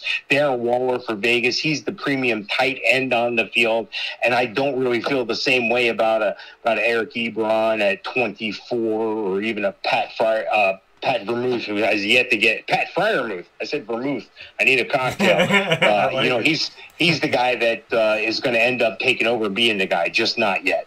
As far as a winner in this game, I'm going to go for the Steelers at home. Yeah, I'm picking the Steelers at home in this matchup as well. I think the Raiders did a really good job of how they took care of home field. Now, remember, they opened that giant spaceship in Vegas to nobody last year. Took forever on when they were actually going to officially leave Oakland. Again, it was like being an ex-boyfriend or an ex-girlfriend who breaks up with somebody and leaves, but leaves part of your stuff at the place and is sleeping on the couch sometimes. You go back to your ex and say, hey, I know I'm dating Sheila, but I got nowhere to sleep. Can I sleep on the couch? So that's what they were doing in Oakland for a long time. They were sleeping on the couch with that, knit blanket that the grandma made of the ex-girlfriend, and you're sleeping, and it's just wrong on so many levels. But that's what was happening. And then Vegas finally got to open to actual fans, and they did it in the first game of the season on Monday Night Football, which was deservedly so because of what they had to go through in their opening, non-opening last year. And they got the win in overtime. So Derek Carr did some really good things, and I like that. I think he's a quarterback 2 this week. Low end 1, high end 2, but he showed you that he's talented. He definitely put that out there. Josh Jacobs, running back 2, and then I'm not really sold on the receivers. Darren Waller, start him at tight end. He's like a Mark Andrews, just set it and forget it. Travis Kelce as well. On the other side for Pittsburgh, I'm not sold on their quarterback, Big Ben. He wasn't great. Remember, the defense got a touchdown of separation in that game. So, the special teams, I should say, they blocked the punt. Najee Harris, I would say, is a running back 2. Deontay Johnson, I like him more than Juju. Chase as a flex, Juju as a flex, Deontay as your 1 in Pittsburgh. I'd put him as somewhere of a mid-range 2 right now, but I'm going to pick Pittsburgh at home. Next game that we have up here, Mr. Sofka, we have New Orleans at Carolina. Can New Orleans bounce back, and can Sam Darnold stay undefeated? Hey, you can't talk about New Orleans without acknowledging Jameis Winston. His 5 touchdowns, 0 INT performance. Great performance by him, but relax. It's been one game. Kind of like I said, with people jumping off bridges and dropping big players and everything, it's been one game. I subscribe to the law of averages. I subscribe to you are what you are. You are what your record says you are. His record on last starting consistency is 31-31. Oh, I threw 30 touchdowns. Not everybody can do. Yeah, you had to throw the ball because you threw 30 picks, and half of them were pick sixes. So relax on Jameis Winston. I do applaud him for last week. I'm not down on Jameis Winston. I'm just saying, just relax. He's number 27 on my ranking this week. Sam Darnold ranked number 30. The value's all in running back in this game. CMC, Christian McCaffrey, number 1 overall, deservingly so. And Alvin Kamara, deservingly so, at number 2. 1-2, that's the big punch in this game. That's the reason to tune into this game, is those 2 guys right there. And, when I go over to the receivers, I see that same value there. I'm not sure who's going to step up this week for New Orleans. Is it going to be Deontay Johnson on another big play? I know it's not going to be Michael Thomas. Is it going to be Marquez Callaway? I don't know which guy's going to step up. Right now I got Marquez Callaway, the higher of the 2, at 44. And on the other side of the ball, neither one of these guys are wowing me. I got Robbie Anderson at 41, and I have DJ Moore at 22. So DJ Moore, bottom end wide receiver 2 for you. And then going over to the tight ends, it's really hard for me to sign off on having one of these guys on the field for you. I don't know if I'm going to take any tight end from this game. Adam Troutman, maybe. I got him ranked at 26. So I'm going to end up taking New Orleans again on the road. They need to be on the road because everything in New Orleans is a mess with that other storm coming back through. But I'm going to take New Orleans going into Carolina and winning outright. Yeah, I'm going to you're picking New Orleans going into Carolina and winning outright. This is a tough one for me. So Mike's going to go New Orleans. Jameis Winston, 5 touchdowns, no picks. Again, temper your expectations here. Let's just give it a minute. Take a... And let's see. Take a little breath. Did you take a breath? I hope you did. Alvin Kamara is worth the play. Tony Jones, if you have to go really deep in your league, and you got, your 14-team league or 16 or something like that, you got to play him as a flex. Callaway and Deontay Harris, we don't know. One of my favorite names in football, Lil Jordan Humphrey. I love that. I feel like it should be part of a nursery rhyme. And then Lil Jordan Humphrey. I don't know. Something about what is... Be careful. You got to pronounce that right. It's not little. It's Lil. Lil Jordan Humphrey. But I say it quick, so it sounds like Lil Jordan Humphrey. But I love it. But, it's like Lil Jordan Humphrey eating his curds and whey. I don't know. I just feel it. So, Marquez Callaway, Deontay Harris. You got to watch these guys. You do. You can't be, no one start him. Oh, my gosh. Deontay Harris had a touchdown. I gotta go pick him up. So, Juwan Johnson, too, at tight end. So, just watch. Maybe pick a guy up if you got a spot, or maybe you had Raheem Mostert and he left the space open because he's out, something like that. But don't go crazy. Kamara's worth the play. Tony Jones is a low-key flex. Jameis Winston is worth the play in this because he's playing Carolina. On the other side of it, Sam Darnold, not as sold on him. Yeah, I like Sam Darnold in Carolina, and I like Sam Darnold, what he did. But let's just wait. Again, week 1. Christian McCaffrey, yes. Chuba Hubbard, not bad as a running back 4 for you. Robbie Anderson, I like more than DJ Moore right now. And, yeah, I love the relationship him and Sam Darnold have. So I like Robbie as a wide receiver 3 in this, and I'm not going to pick any of the tight ends for Carolina. I'm going to go with New Orleans, too. This was tough for me, though. I almost went Carolina because they're home, but I'm going to go in New Orleans. Mike, we got questions that came up. Rendon, I need to be more specific. You asked start 2, sit 1. And you put the same guy up there twice, so we need to get who the third guy is. And then you said somebody just dropped James White. Looking at my team, is he a must pick up? I don't think you should go crazy with your team, as Mike and I said before on that. Mark said to us, Jamar Chase or Antonio Brown, wide receiver 2 PPR.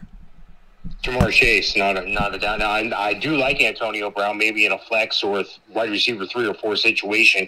I think Antonio Brown could end up competing for as many targets, if not more targets, than the top 2 wide receivers there, Chris Godwin and Mike Evans. So, yeah, I like Antonio Brown, but I take Jamar Chase over him, especially this week. Yeah, I'm going Jamar Chase as well. Rolando said, should I pick up Eli Mitchell for Damian Harris? Dropping Damian Harris? No, you don't drop it. See, this is what other owners do. This is not what we do. Okay, other owners are those mistakes. He's a number one running back in New England, and Ramondre Stevenson, the only threat to this cat, goes out on the field and fumbles on his first play. You think Belichick's going to put that cat on the field that much longer? No, he's got to earn his way back on the field. He's got to start from the bottom rung again. So Damian Harris is the guy. Yes, I want you to pick up Elijah Mitchell, but no, I don't want you to drop Damian Harris to get him. It's not worth it. Yeah, and I would say the same thing. Again, don't go crazy over 1 week wonders, okay? Everybody likes Chumbawamba. You what? You want to go to your leagues. You want to go to your league page today and tomorrow, and you want to look at all the transactions because some of those other owners are going to make those impulsive moves. What you're going to do is you're going to sit back quietly and you're going to snatch up the goodies that they're throwing out with the trash. Yeah, because people are going to make that. You know, some people love Chumbawamba's tum thumping, but they were a one-hit wonder. And just remember that. So remember the fact that you just got to wait here. And then Mark also asked us that he lost Gus and Mostert. He said, do I go? He said, and we got either Latavius Murray or Leonard Fournette for my running back 2 standard. I think it's Leonard Fournette without a doubt. Yeah, but if you're telling me about Gus Edwards, that's preseason. You should have handled that preseason. So I don't need to hear a sob story about something that happened preseason. Sorry, I don't mean to come down on you. It's just it is what it is. We count the season from season 1. So hopefully you were able to pick up somebody else. Hopefully you were able to pick up Tysum or somebody. What was the choices again? Leonard Fournette and who? Latavius Murray. Yeah, I definitely go Leonard Fournette because of the Ronald Jones injury. And Latavius Murray's made some appearances on the field right now. And he's going to be taking over a lion's share of those carries. Don't get me wrong, in Baltimore. But right now it's Leonard Fournette, especially with the injury to Ronald Jones. Yeah, and we got a question coming in from Rolando again. And I need to, Rolando, who would you be dropping is my question to you. Is who would you actually be dropping for this? So that's what I would like to know, because he said someone dropped Odell Beckham today. I think he got mad he didn't play. Should I pick him up or Brandon Cooks? I want to know who you'd be considering dropping. Mark said they drafted in the preseason, so that's why he had Gus. So obviously he made your move. So you made your move, Mark. Leonard Fournette over Latavius Murray without question. And so Rolando, just get back to us and let us know who you would be dropping to pick up Odell or Brandon Cooks, because again, somebody dropped Odell in week 1 because he got mad, right? Or whatever reason he did, but he dropped him. Mike just said, don't be that person. Don't be that man or that woman that's going to go, grab up the goodies, but don't be the one that's going to throw everything in the trash. So tell us who you'd be considering dropping, and then we'll give you a note here if you should drop anybody. Next one up, and I'm going to go with New Orleans, as I said. Denver at Jacksonville. Mike, what do you got? Yeah, it's going to be a great game, especially for the quarterback play. A lot of people go, huh? Because Teddy Bridgewater had a pretty good game last week. And against this shredded Jacksonville defense, I like the Jacksonville defense, but they didn't do well last week against Tyrod and a bunch of nobodies. It was like going to see a band, but only the lead singer shows up with the house band. The band didn't make the plane. And that's fine. But that's Tyrod Taylor won that game last week for them. So and that Jacksonville defense is not that bad. It's just they're playing that bad right now. So Teddy Bridgewater, number 15 on my rankings. Looking at Jacksonville, Trevor Lawrence right behind him at 16. I don't think Trevor Lawrence played so bad. He did make some mistakes, did have 3 picks, but he did throw for 3 touchdowns and over 300 as well. And he's a rookie. That was his first game ever. That was his first regular season loss going all the way back through his football career. He had never lost a regular season game. He's lost playoff games in college, but he's never lost a set. That's a new dynamic for him and Urban Meyer to lose games. They're not used to that, and that's a good thing to have. Looking at the running backs, Melvin Gordon, number 23. Javonte Williams is on his way. I wouldn't be surprised if in a week or two these guys are flipped. Javonte Williams is 35 on the rankings. And James Robinson, 28. He's the sole guy that you really want. want. Maybe take Carlos Hyde if you have a deep bench in a big league, but other than that, he's the guy to have in Jacksonville. Looking at the wide receivers, nobody really jumps out at me outside of Laviska Shenault. You saw the concerted effort to get him the ball in many different ways. They're going to continue to do that. I do like DJ Chark as well. Laviska Shenault I have at 24. DJ Chark I have at 33. And looking on the receivers for Denver, Jerry Jeudy got dinged up and hurt. Cortland Sutton's yet to step up, but I do have him at 40, and I have Tim Patrick at 43. And then I'd go down to 59 before I hit KJ Hamler. But somebody's got to step up. My money's on Cortland Sutton now that Jerry Jeudy's down with the injury. Looking at the tight end position, I got Noah Fant at 10. I don't really have anybody for Jacksonville. Yeah, I know Manhurt's got the one reception for a touchdown, but that doesn't warrant a start or a ranking in my top 40 tight ends. So nobody for Jacksonville, just Noah Fant at 10. Looking at this game on paper, I would love to say Jacksonville's going to win this game. Again, another kind of West Coast team coming East Coast for the 1 o'clock game, but I got to go with Denver. Yeah, and Mike going with Denver. I'm going to give my pick right after this. We got plenty of questions coming in. Answers coming to you right after this fast break. Wake Up Call with Dan Tortora inside the Cafe Kubal studios. And this is the Fantasy Football Power Hour, proudly presented by the Wildcat Sports Pub. If you're in Central New York, you need to be there at the game, watching the games and all throughout the week on 3680 Milton Avenue in Camillus, New York. And you can order for takeout or delivery at 315-487-2222.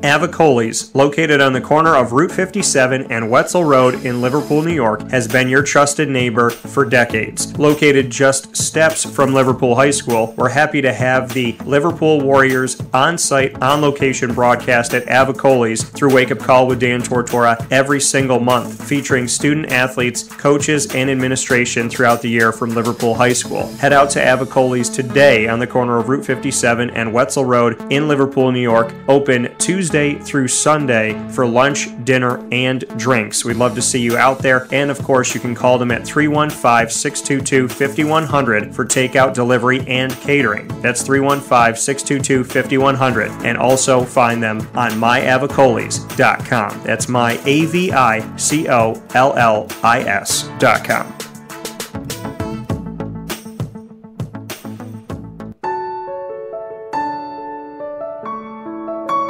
Having peace of mind when you're out of town that your furry-loving friend is safe and sound means taking them to Canine Campground, because we all know that when it comes to the love of our pets, it goes well beyond the call of duty to make sure they're safe and sound. Right, Lily?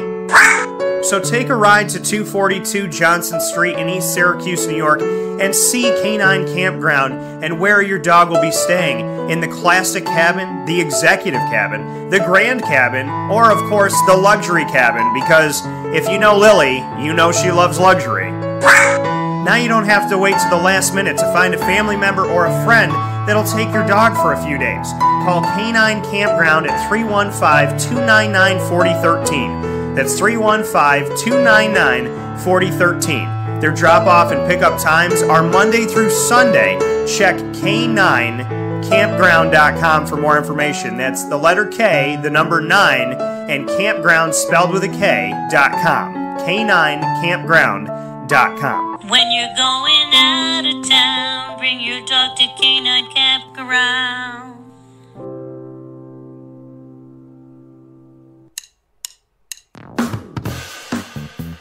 PB&J's Lunchbox, the food truck that you love finding all throughout Central and Upstate New York, now has a street-side cafe. So when you're craving their traditional favorites as well as their out-of-box amazing menu items, you can now head to 663 Old Liverpool Road in Liverpool, New York. Located just minutes from the highway, the Thruway, Destiny USA, and Onondaga Lake Parkway, PB&J's Lunchbox Street-Side Cafe is there for you Monday through Saturday from 9 a.m. to 7 p.m., serving breakfast, lunch, and dinner all throughout the day. Get breakfast for dinner, dinner for lunch, whatever you fancy, including their award-winning grilled peanut butter and jelly sandwich. Find them at 663 Old Liverpool Road in Liverpool, New York. PB&J's Lunchbox, where we love to know what's in your lunchbox.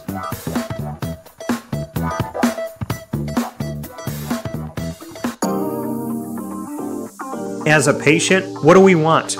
To be cared for, to be listened to, and to have someone walk us through the process on our path to victory. Victory Sports Medicine and Orthopedics does all of those things beautifully, with Dr. Mark Petropoli leading the team on 791 West Genesee Street in Skaneateles, New York, located minutes from beautiful Skaneateles Lake. Whatever your injury may be from head to toe, preventative care, rehab, physical therapy, laser therapy, and surgery are all available at Victory Sports Medicine and Orthopedics, where they care about us, they listen to us, and they understand that everyone's path to victory is a little bit different. Let them help you on yours by calling 315-685-7544 to make your appointment today. That's 315-685-7544. And find out more information at victorysportsmedicine.com.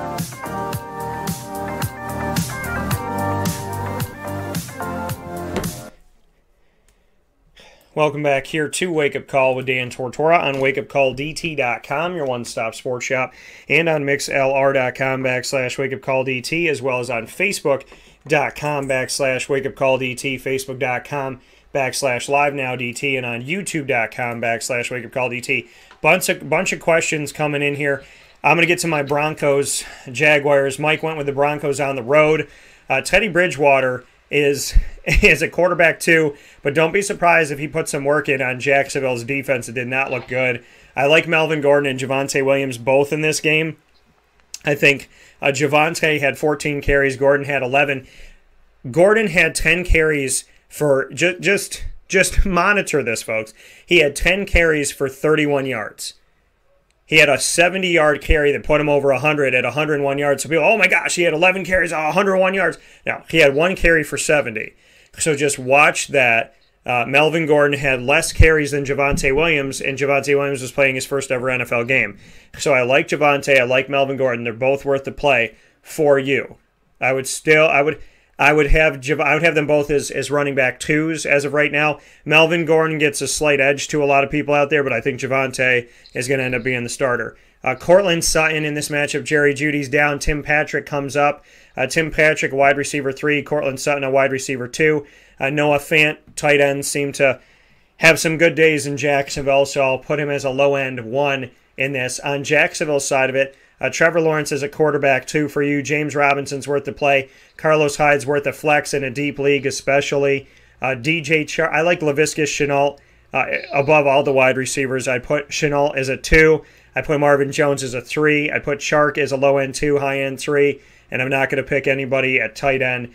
And I would like to pick Jacksonville too, Mike, but I got to go with Denver in this one. Waiver wire question. Who do we rank higher season-long one-point PPR? Jacoby Myers or Sterling Shepard? Wow. Could you find a more brutal matchup for us here? I think Jacoby Myers might be the default guy just because who else is there? Nobody else is stepping up. Maybe a Nelson Aguilar. But that's a very good question. Again, I'd be more interested in finding out who you're dropping, or unless you're putting a guy on an IR or something, because who you're dropping may be better than those two guys. Yeah, he said, Greg, longtime listener and supporter, and thank you, Greg. He said, not looking for a spot start next week, more of a long-term pickup. He's dropping Justin Jackson, the Chargers running back. Yeah, again, whoa, break check here. Who takes over if Austin Eckler gets hurt? Justin Jackson. Has Austin Eckler been hurt in recent time?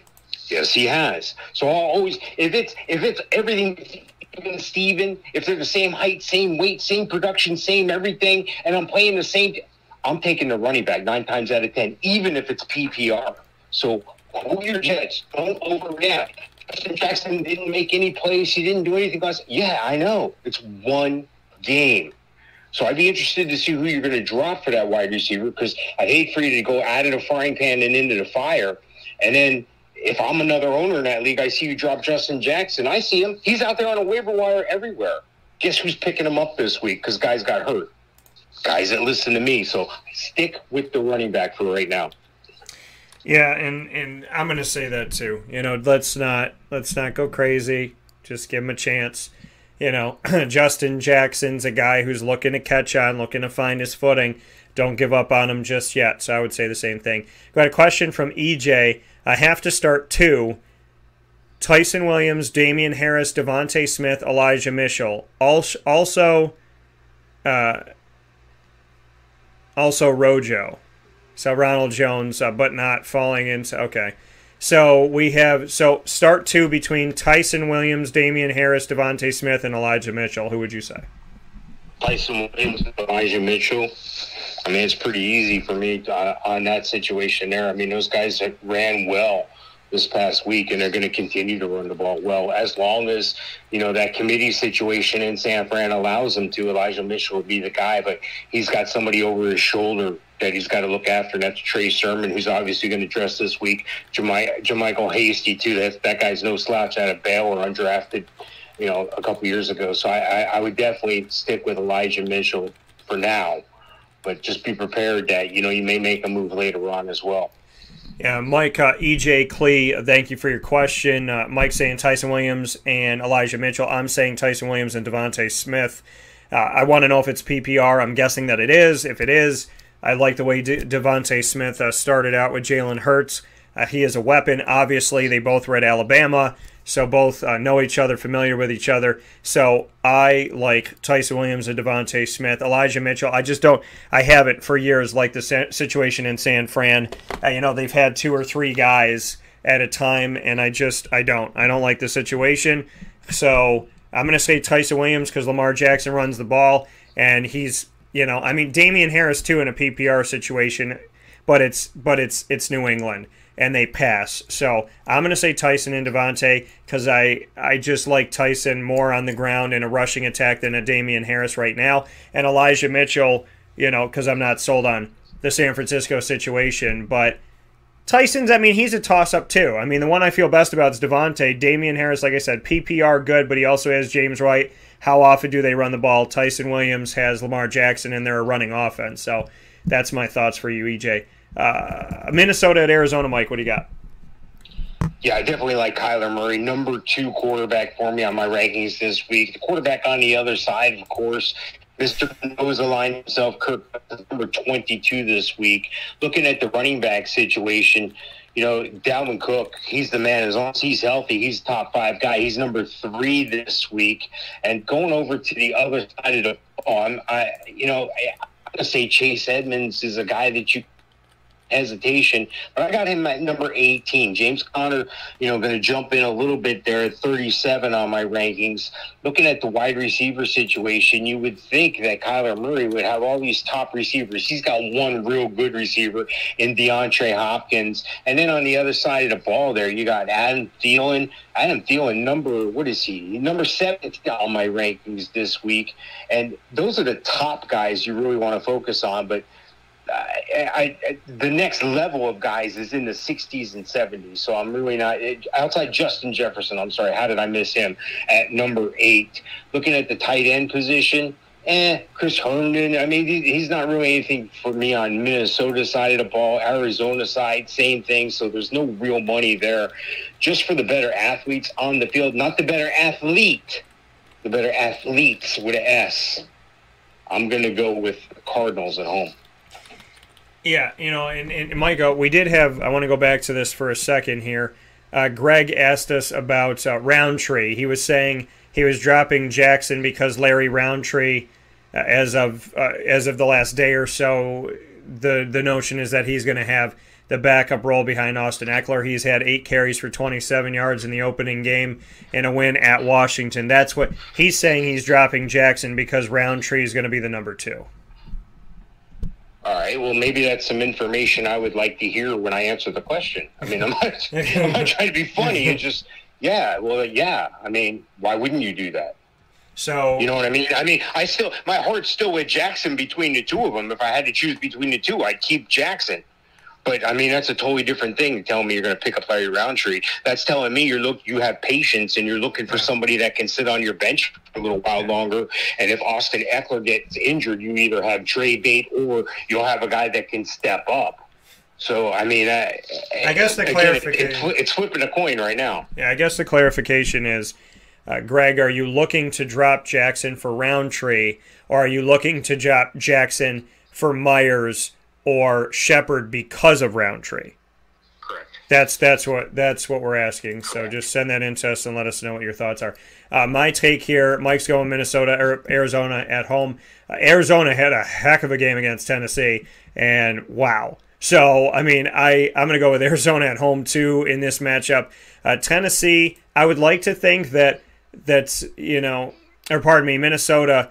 You will get to Tennessee in a bit, but I would like to think in Minnesota that, I mean, obviously they have some talented players here and some good things to be excited about, of course. But for me, Arizona just came out striking, and for goodness sakes, the Union Endicott native Chandler Jones, 5 sacks, and he's 31 years old, which in the NFL to some is like 80. So I love it. I love what he's doing. He's like a fine wine. Chandler Jones, he's just timeless, and I love that. I hope he plays till he's 100 years old. I hope he wins another Super Bowl. So in this matchup, Kirk Cousins, not a big fan for him against Arizona.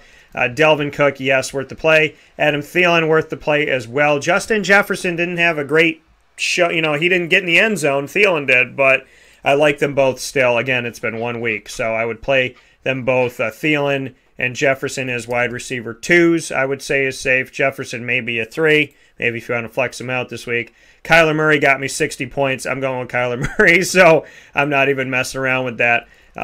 Chase Edmonds, running back 2. James Conner, more of a flex right now, but they've used them both, and they both got a good amount of carries, so I like to see that. DeAndre Hopkins, obviously you got to start him out there.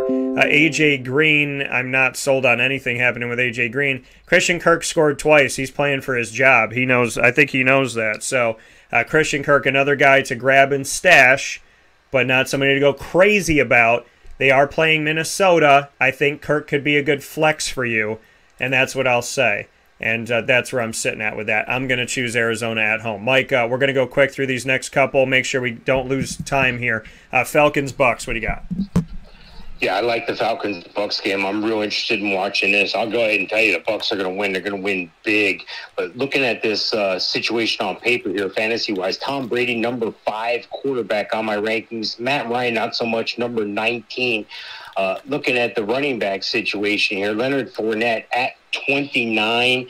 I got Mike Davis ranked above him at 21. Looking at the wide receivers, Calvin Ridley, best wide receiver on the field. He's ranked number 6. And then you got the trio from the Bucks at Goodwin at 14, Mike Evans at 20, and Antonio Brown at 26. And then Gronk making it into the top 10 at number 8. And I'll tell you why. There was a play late in the game where there were goal to go, and they ran off script. Gronk made the read on the guy in front of him, and Tom Brady read the same thing. Without saying a word, without even looking at each other, the ball was snapped. Tom Brady threw it to the spot, and Gronk was there.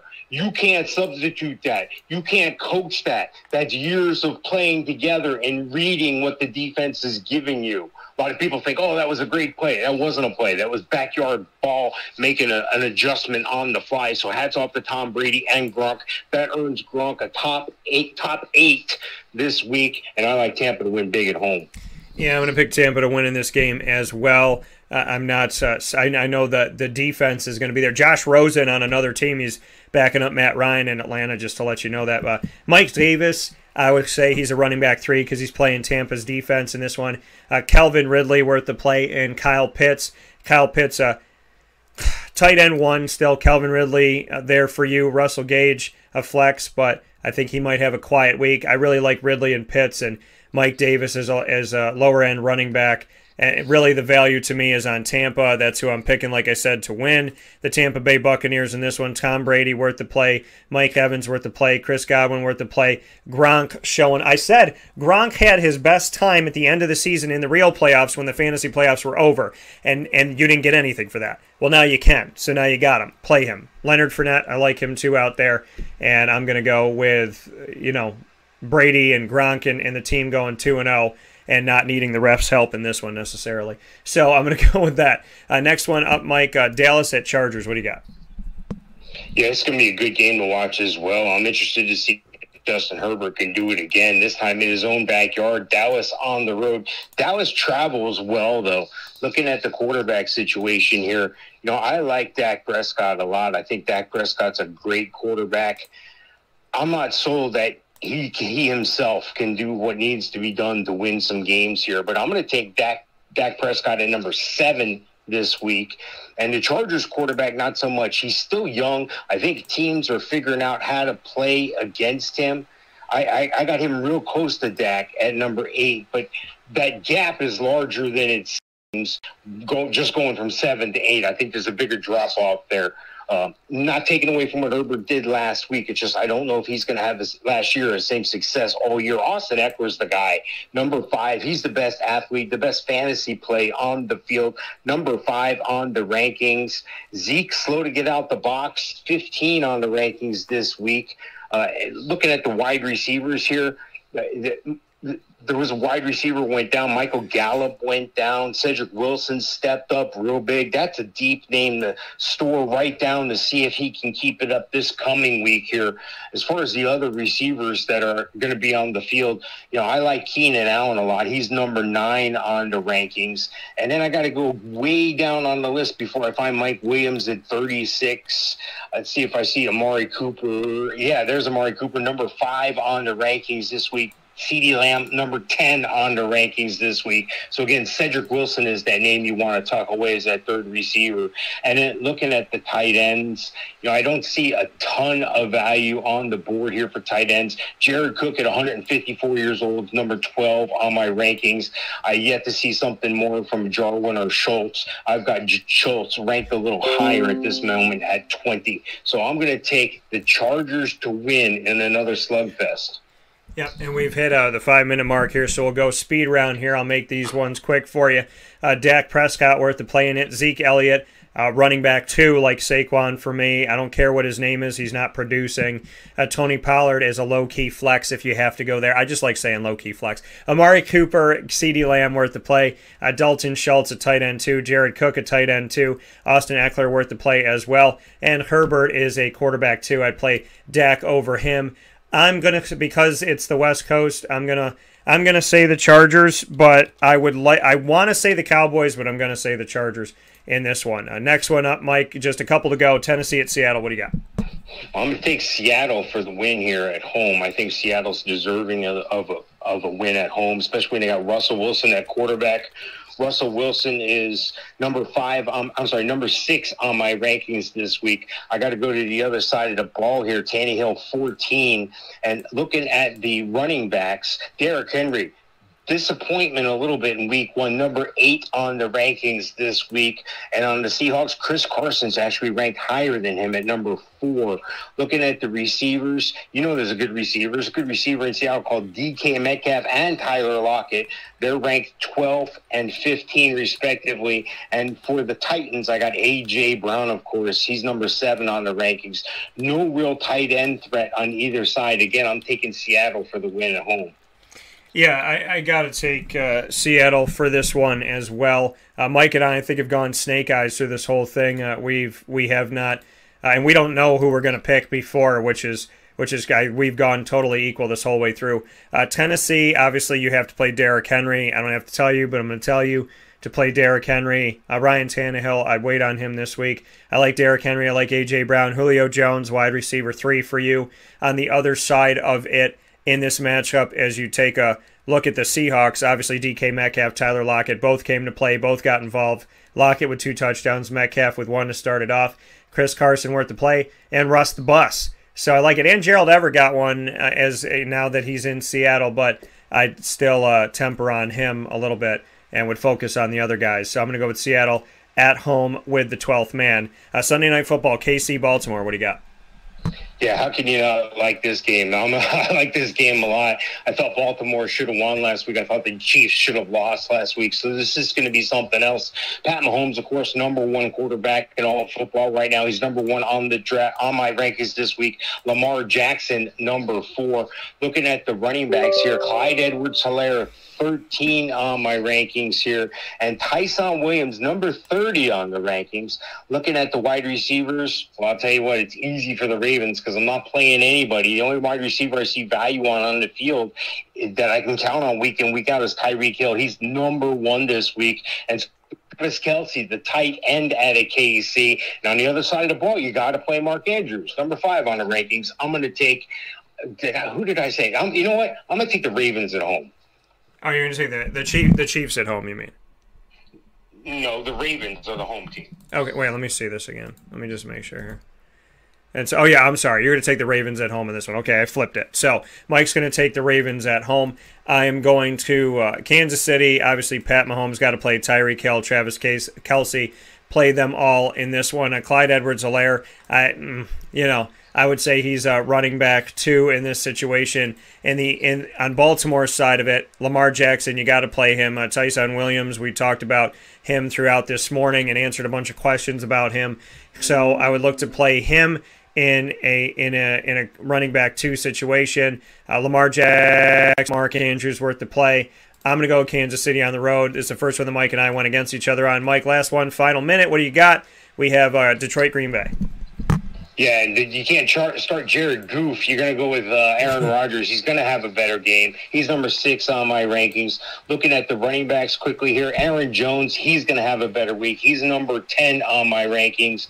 And DeAndre Swift is number 15 on the rankings. Looking at the receivers, Devontae Adams, number 2. I can't really count on a guy from Detroit. And I'm not really counting on too many guys from the tight end position outside Robert Tonyan at 13 for Green Bay. I'm going to take the Pack at home. Yeah, I'm going to take the Pack at home in this one as well. I'm going to have to go with them in this matchup. And ultimately, for you, just a couple seconds left. Check us back at Wake Up Call tomorrow morning on MixLR. We appreciate you so much. And for those of you that are hanging out with us here on Facebook.com/LiveNowDT, Facebook.com/WakeUpCallDT, and on YouTube.com/WakeUpCallDT, thank you so much for tuning in to the broadcast. We appreciate you for that. Talking about this game as well. Mike getting his picks in MixLR. You're not going to hear mine, but we'll be able to get them on YouTube and Facebook. And to let you know my take on Detroit at Green Bay. So I went with Kansas City on the road. Mike and I have chosen the same team every single game except for Sunday Night Football.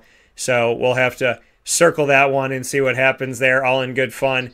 But Green Bay at the Lions, I got to go, or Lions at Green Bay, pardon me. I'm going to have to go with Green Bay like I was saying. On Detroit's side of it, DeAndre Swift is a running back 2. In this matchup, TJ Hawkinson, a low-end 1, high-end tight end 2. I don't like anybody else. I got to think Aaron Rodgers is going to bounce back. I got Rodgers, Aaron Jones, Devontae Adams, Lazard as a wide receiver 3 or flex, Randall Cobb as a flex, Robert Tonyan as a high-end tight end 2, and like I said, I'm going with the Packers. So that is our take on it every single game, and we're very excited about it. Mike, I think the safest thing for us to do, since an hour, as we've proven throughout the years, is not enough, and we typically go 2, that we start this thing more closer to 9:30, so maybe we can start early and make sure we get everything in. We answered all your questions. We didn't miss a single question, so thank you for that. Questions on Facebook and YouTube. So, Mike, what do you think? Next week, start a little bit earlier? Yeah, whatever we need to do. 9:30 is good. Yeah, because we need to, I want to make sure we get to everything here. Don't run out of time on anybody. Thank you so much for tuning in to the Fantasy Football Power Hour, brought to you here on Wake Up Call with Dan Tortora's wakeupcalldt.com, mixlr.com/wakeupcalldt, facebook.com/livenowdt, facebook.com/wakeupcalldt, and on youtube.com/wakeupcalldt. Every Monday through Friday from 9 a.m. to 11 a.m. Eastern Time. It's past noon, so under promise, over deliver, folks.